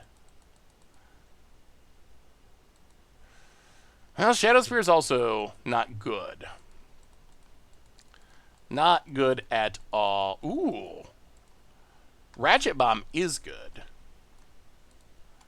Ratchet Bomb's very good. Alright, Ratchet Bomb. There's hope. There's hope in Kothville. Yeah, I can see that. I think the big challenge you run into, or at least I run into... Oh, wow. Okay. Alright. So opponent, they had it all. Gets and hits us. Down to 17. Well, Urza Saga. Dasha Ragavan. Hopefully steal something relevant. Well, Urza Saga. We didn't really want them to draw that. Play the Spell Bomb. Pass the turn. The protection from red on this is a problem. About it. Yeah, I think you could build some decent zero rare mythic decks. Memnite. I think the challenge is often the mana. I think that's what often keeps zero rare and mythic decks from getting beyond the semi-competitive stage. Mr. Newt, first time sub. Welcome to the Fishbowl. Thank you so much for your subscription. Big soup for you. Thank you. Well, play another land. Pass the turn. About it. I mean, if they ever draw hammer, we lose. Goes to combat. Attacks.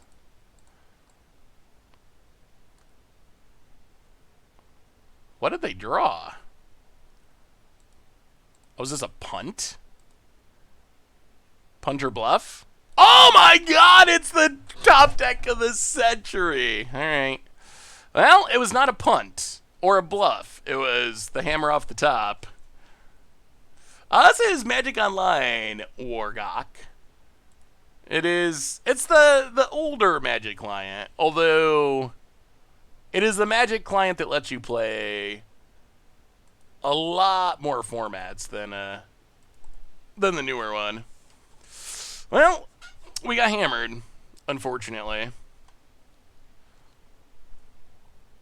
Okay, we got to win this to feed the kids. We're 2-2. We're 1-1 in this match. We got to win this one to feed the kids.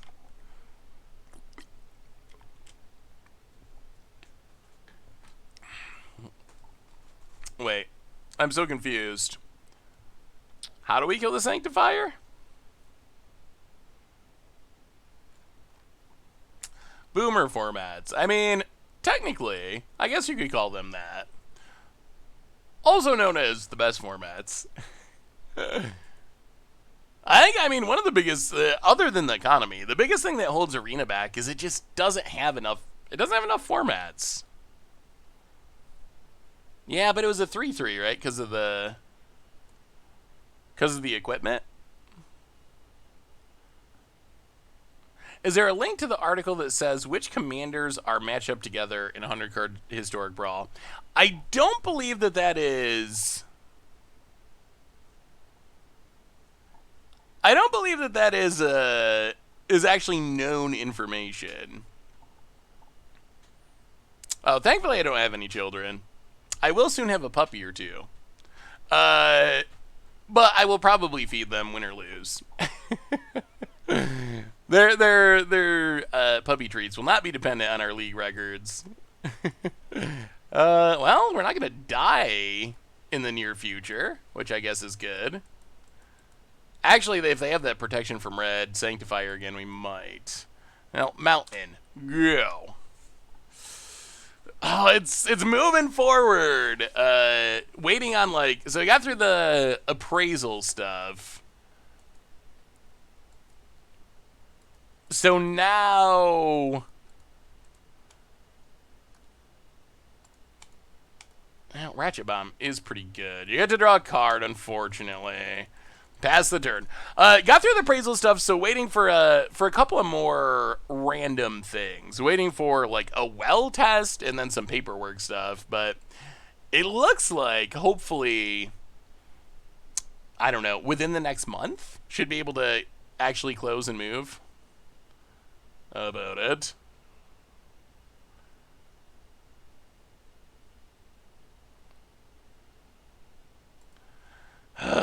Has the seal of cleansing. Sure. We draw land, which is good. I guess we pass. Lurrus looming. It's really amazing how much Lurrus changes everything. Stopped playing Arena last year, tried dumping money into it with no way to get it back out. The economy is definitely the number one worst thing with Arena. Unless you're a free-to-play player, then it's probably different for you. But unless you're a free-to-play player, the economy is by far the worst aspect of Arena. The second worst thing is probably just not that many formats supported. Being able to play Modern or Legacy or Pioneer or Pauper or Commander or any multiplayer game, there's so much of Magic that's just missing from Arena. Oh yeah, let me see, Dr. Turtle. I remember you showing it before and I forgot to look at it.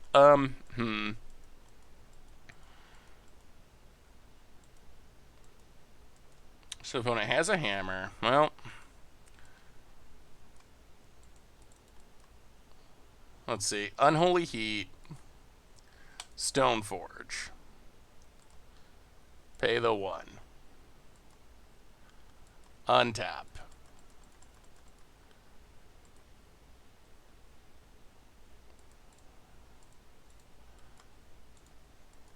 Cleansing Wildfire.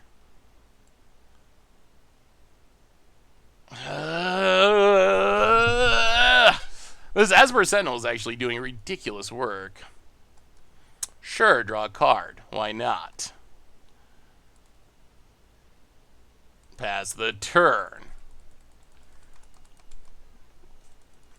Opponent, Mardu Ephemerate. Ooh, that looks sweet. Grief is definitely very powerful with Ephemerate.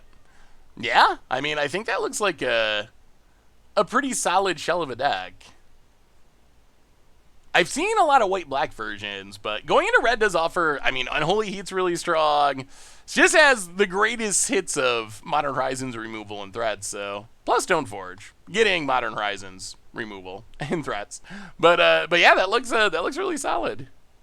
Opponent has Urza's Saga. Life is getting worse. Has Cigar does AIDS. Our opponent being able to blow up our Ratchet Bomb both times was an incredibly huge swing in this match. In Constructed, I always want to be paying the 1. If you're not paying the 1 in Constructed, you're losing. Jeez, oh my god. Opponent. More hammers. Goes to combat.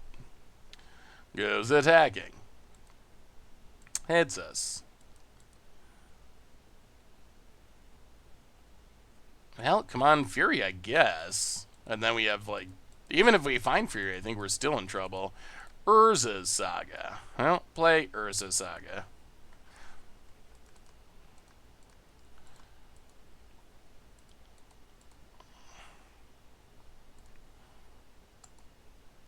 Blow up Ink Moth. Yeah, we're locked. We're just hard locked out of this game. Sure, pay the 1. Oh, boy. Hey, what's up, Flame? How are you?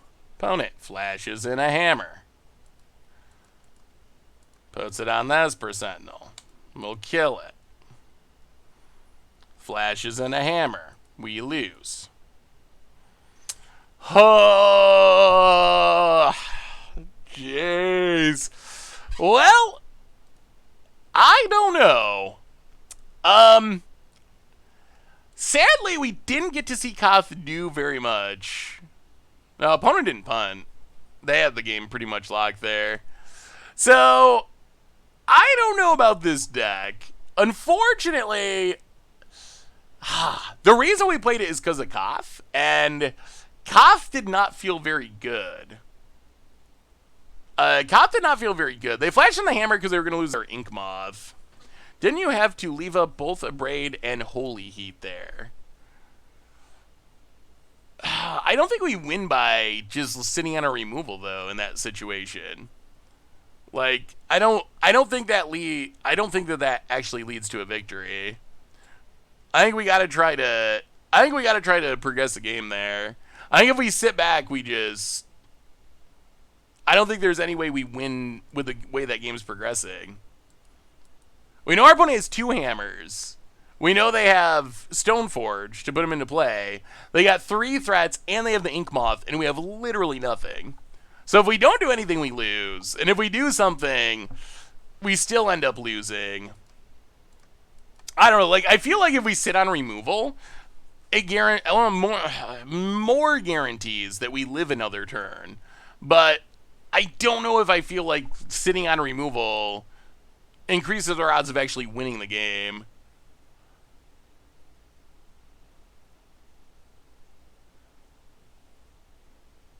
I think your mistake was not killing the Sentinel. You could have unholy heated Sentinel paying the 1, then only heated Stoneforge, then untap with a clear board. Yeah, but then, well, then don't we just lose to hammers on Memnites and Ink Moss? Or no? Like, our opponent has so many threats.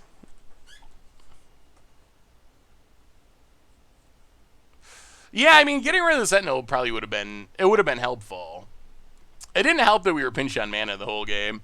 So what do we learn about this deck? We learned that, hey Seth, I was wondering if you would add Historic Brawl deck list to the website like you do with Commander, since Historic Brawl will be a permanent queue. I will ask Richard about it and see. That could be a good idea. So I feel like this deck, it was okay. I mean, Koth was disappointing. I don't know what to say about it.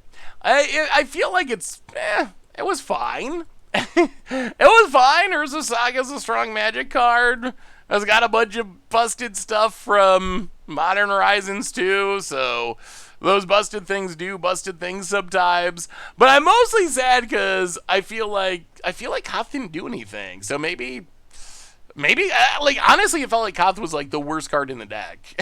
Urza Saga's busted, and Fury's really strong, and Ragavad's busted, and Holy's busted, but Koth, it was printed too long ago, apparently, so that makes me a little bit sad. No, he didn't. What felt like the worst card in the deck to you? So, alright, let's see. We definitely do not have the ability to do a league with Song of Creation, but we might be able to get in a game and see what it looks like. I don't even know what the chances are of us comboing off in one game. Koth was very good for pitching for Fury, that's true. No, we got hammered. Opponent had more threats than we had removal. Any chance you can take a look at my mono white hammer deck and give me some advice tips? Sure. Send me a link to your list. Send me a link to your list, Lloyd. Yeah, so it might be the Koth just isn't good anymore. It's such a cool planeswalker. Koth does not protect itself, like, at all. But it is a unique planeswalker. Alright, so this deck, this is Song of Creation Storm. Should be interesting. So I think we gotta get to 5 mana and then we try to win. I think let me pull up this deck list. I think we need 1 extra mana at least to start trying to combo.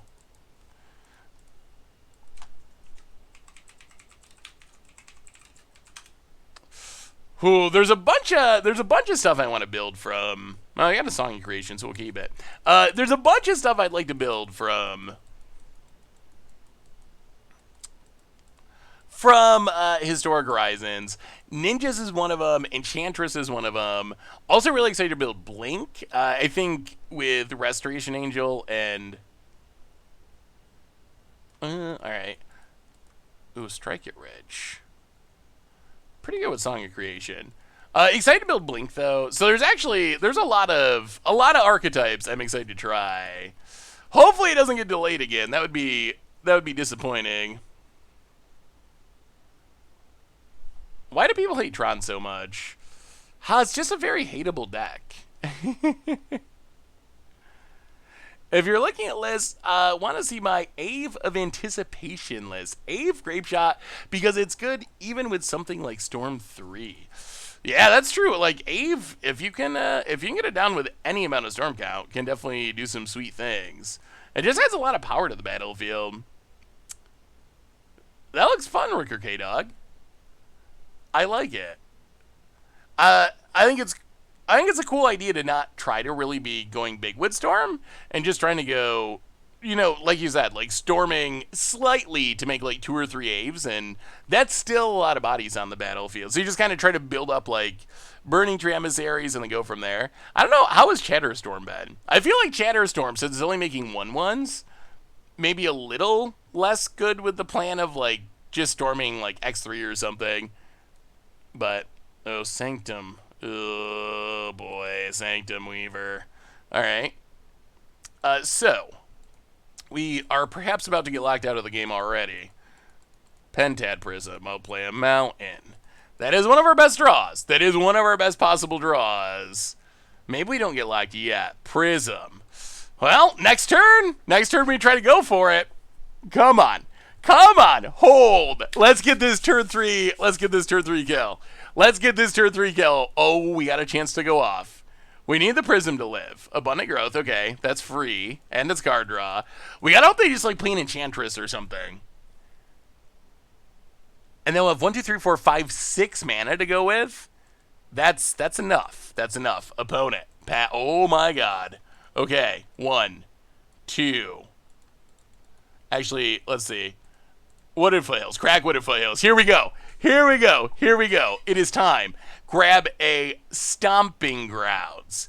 Can we win the game this turn? 1, 2, 3, 4. Song of Creation. That gives us an extra land drop. Strike It Rich. Draw 2. Okay, there's a Grape Shot. Noxious Revival. Strike It Rich. Draw 2. Well, okay. Desperate Ritual.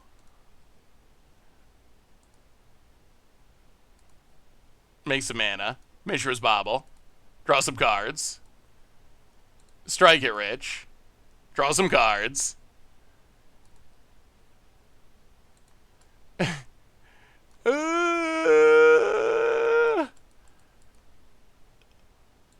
Dragon Rage Channeler. Draw some cards. Ritual. Draw some cards.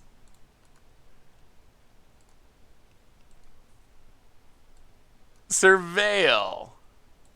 To the graveyard. Ritual. Draw some cards. Oh, we're going to make it. I feel a turn 3 kill coming on. Draw 2. Surveil. To the graveyard. Make some mana. Manamorphose. Draw some cards. Graveyard. Blue, green. Pentad Prism.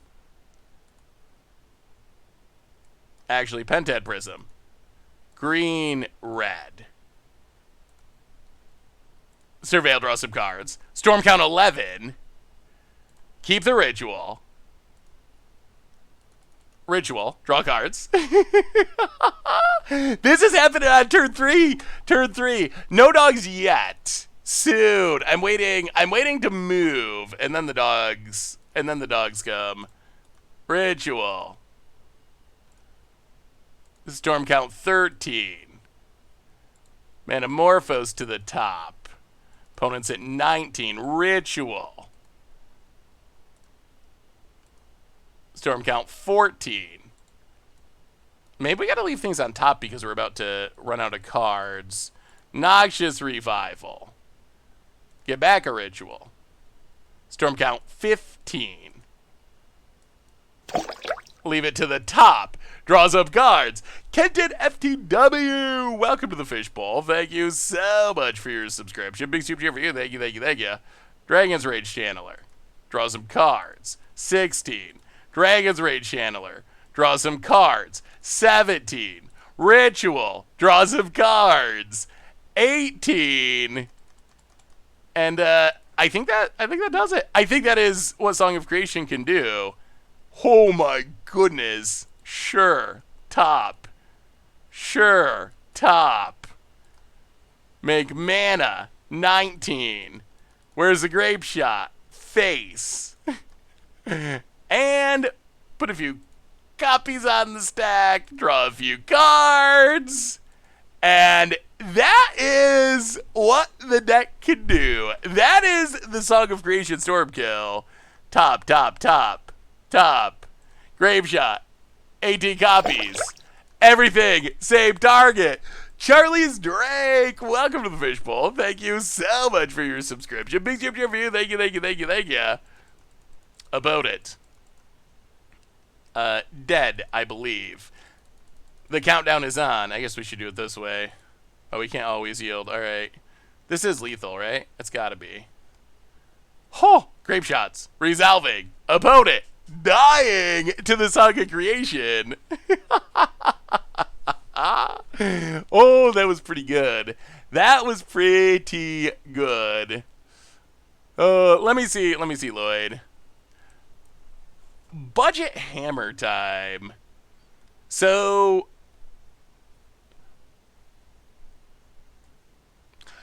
I think that looks. So you mentioned leather armor before. I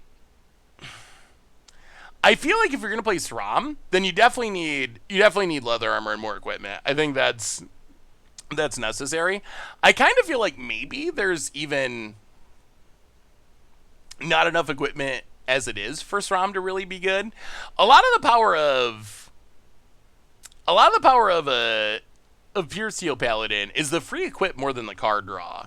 So I might consider not playing the SRAM or not playing as many SRAMs. Probably going up the 4th open the armory. Otherwise, yeah, Ink Moth's ridiculously expensive. Otherwise, maybe, yeah, could maybe play some more tutor targets for Urza Saga, but I think for a budget version of Hammer Time, I think in general it looks pretty good, Lloyd. Hey, what's up, Daniel? Good to see ya. Good to see you. Good to see ya. Do we have anything that's good against enchantments? Engineer explosives, probably. Well, that combo is pretty sweet. Oh yeah, maybe one Labman might be worth it, actually. I could see one Labman being worth it. I don't know if the Jeskai Ascendancy is necessary. I mean, I guess it's a good backup, but... Alright, go down Jeskai Ascendancy. We don't have easy ways to just kill enchantments. One expressive iteration. What are we cutting? Alright, one breach. And one... one what? One Dragon Raid channeler. Try it like that. I pulled an Ink Moth when it was super cheap. I sold my surgicals before they were $200. Feels bad, man. Yeah. There's definitely some horror stories. I've had, wow, this hand looks pretty good. Prism, Song of Creation. I have had my my nightmares buying and selling cards at the wrong time too. Hey, good to have you, Yuck Gammon. Hey, what's up, Paladin? How are you today? Well, let's just play land on blue. Go. I've been building a Sultai Games object deck. Thoughts on the list? Dude, let me see it, Scory. Opponent, get in the land. Ooh, Urza. That's a cool addition. I haven't tried Urza in the list. So it definitely looks pretty fun, and Urza seems like it can do some pretty explosive things. Might be slight. 24 creatures is like, right on the edge. Like, it's a little low than you prefer for Collected Company, but I mean, it might be fine. But otherwise, it definitely looks sweet. I think if I was building a list, I might consider dropping Trail of Crumbs to the sideboard and adding 2 more of something for Collected Company to get to 26 hits. I feel like with all the clue tokens and with Tireless Tracker and with Urza to make mana, maybe we just don't need Trail of Crumbs. But yeah, otherwise, that looks really fun. All right, there's a Sethis. Sure. Well, play the land. Pentad Prism. Wow, are we gonna get another turn 3 kill? Song of Creation when you have Song of Creation in hand is so insane. Yeah, Inkmoth got cheap for a little bit. Any suggestions? I'm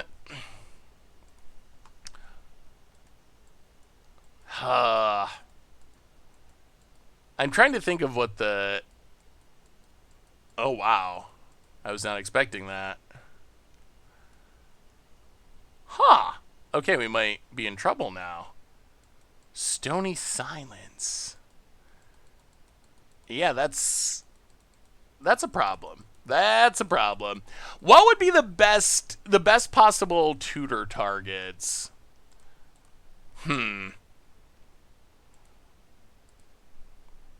We take 1. So we could, yeah, we just, that really wrecks us big time. Well, Pathway on red. Pass the turn. I mean, we can try to go for it next turn, but I don't even know if we can win, honestly.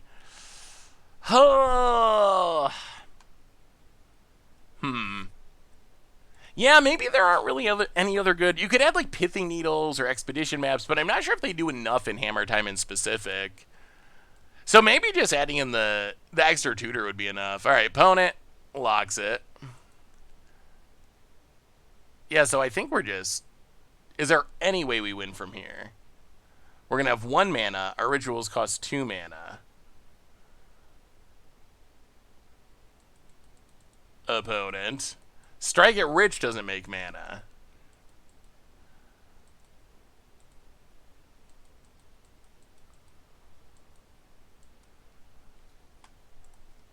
Helix Pinnacle. All right, opponent's going with the prison spicy plan. About it passes. Bobble. So if we ritual... Oh, we might be able to do it. So if we ritual, we're going to have 1 mana floating. We'll draw 1 more mana. Oh, it's still going to be sketchy without access to Pentad Prism. All right, crack this. Mountain. So if we ritual here, we have 3 mana, 1, 2. Yeah, we're going for it. We're going for it. No fear. No fear. Song of Creation. We still have a land drop. Mishra's Bobble, draw 2. Not a land. Mishra's Bobble, draw 2.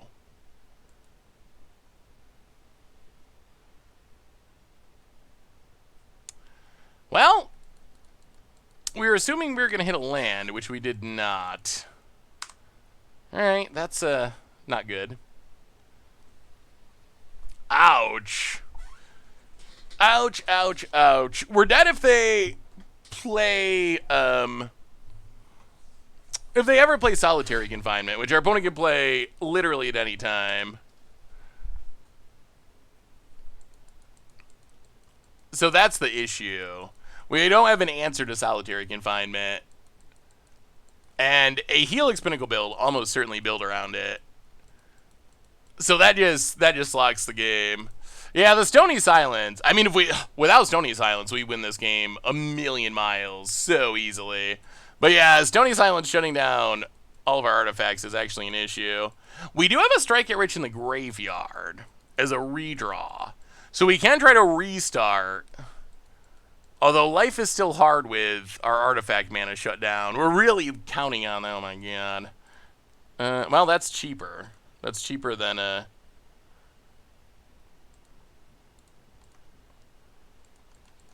If only I made mana.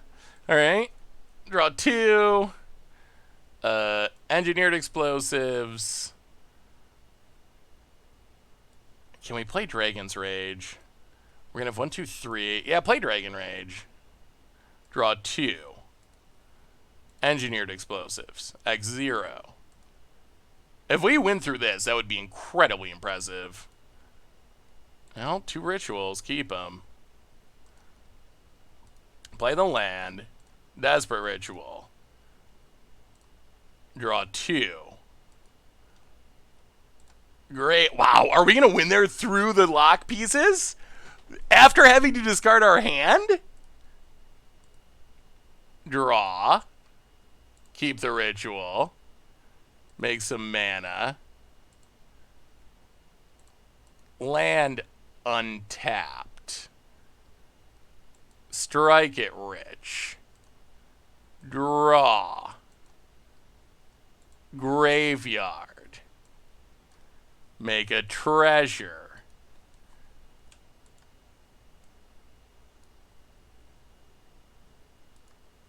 Cast and Splice. Draw. Graveyard. Mana. Bobble. Draw. Oh, we're going to get there. I think we're going to get there. Which is ridiculous. Keep it to the top. Ritual. Draw. Storm count 9. We do got to get to 26. I'm not sure we can do that. Can we win without milling ourselves out? I don't think we can. Uh-oh. That's going to be the problem. We're not going to have enough cards in our deck. And we don't have a way to... Oh, no! All this goes for nothing. We can't actually do it. Okay, yeah, I guess 2 grape shots. We have enough mana. I guess that's the plan? Alright. Yeah, that makes sense. Alright, 2 grape shots. Would still, yeah, hopefully do it. Mill the land. Blue, red. Manamorphose. Draw some cards. Where's our grape shots? We do need to draw the grape shots early enough, or we could still be in trouble. I guess actually no, Underworld Breach. Underworld Breach actually does it, doesn't it? We need Underworld Breach and a grape shot, and we're good. But we still need to find the grape shot before we get so low on cards that we can't cast it. Ritual. Keep it on top. Oh boy. Oh boy, oh boy, oh boy. Where's the grape shots? Where are the grape shots? Underworld Breach. Cast it. Draw. Not a grape shot. Mill the... Oh my god, mill the land. Oh no. Where's it? Oh no, we gotta hit it now. Oh no, we're running out of cards. Where's the grape shots?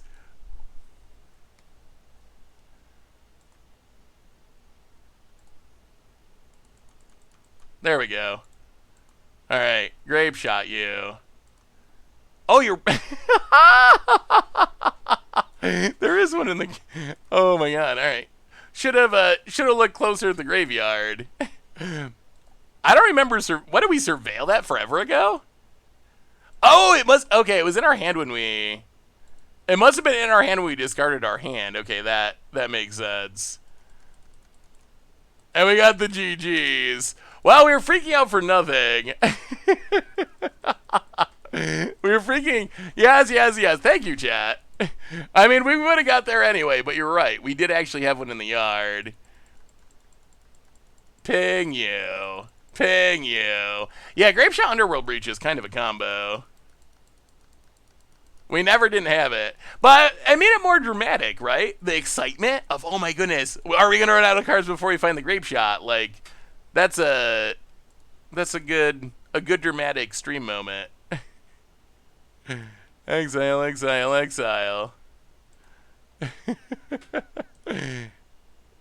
I guess we could also stack it so we draw after Grape Shot resolves if we needed to.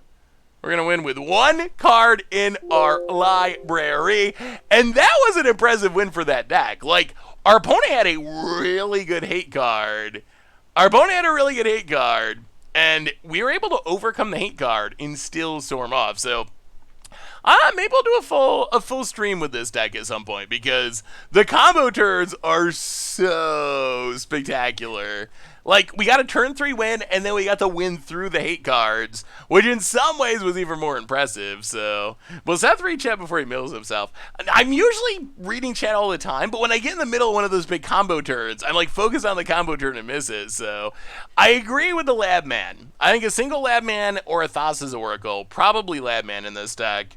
I think that would be a good addition. I think we'd find room for it. I mean, we played, how much different is this than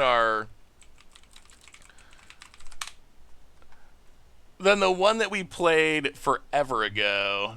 Teamer Song of Creation combo for Against the Odds. Oh, Simian Spirit Guide. So we played it right after it came out. So Wild Canter's been upgraded to Strike It Rich. We did have the Lab Man, which I think is probably necessary. Pact of Negation is good in counter matchups. A lot of similar shenanigans, but I definitely think the Lab Man, that is a big one. So, whew. Well, that was a sweet way to go out. We go out with a big combo turn from Song of Creation, but I think that brings us to the end of our stream for today. So next stream is Thursday. Our evening stream. Thursday, 6 o'clock Eastern. I don't know what we're playing yet, but we'll find something fun to do. In the meantime, replay YouTube. As we can find the old streams. Hey, see you, Doug. Normal YouTube. Check out everything going on there. Crim gameplay video today. Tomorrow, we're heading to Modern for Wizards class for Against the Odds. So tons of stuff going on tomorrow. Give us some fun tomorrow. Oh, I got other stuff I got to do tomorrow. There's just so much going on. So I got other stuff going on tomorrow, but Thursday I will be back, I promise. One more reminder that our sponsor tonight is Card Kingdom. And if you need some magical cards, you can get them from over at cardkingdom.com. Even get a free goldfish sticker. If you just let them know you want one, they'll hook you up. They're super cool like that. Most importantly, thank you to all of you. Y'all are amazing and awesome and spectacular. And seriously, I love each and every one of you. Y'all make it all worth it. So thank you so much for being awesome, being amazing. Check out Wizards class tomorrow. Oh yeah, I forgot. Tomorrow there's a Commander Clash live, so there is a stream tomorrow. I'll be at Tomer's stream tomorrow, 6 Eastern. Commander Clash live. I forgot all about that. So yeah, Commander stream tomorrow, 6 MTG Goldfish Commander YouTube. So there is a stream tomorrow. So check that out too. Normal stream on Thursday. Until then, have a great night, a great Wednesday. I'll see you Thursday night. Yeah. And I will talk to you soon.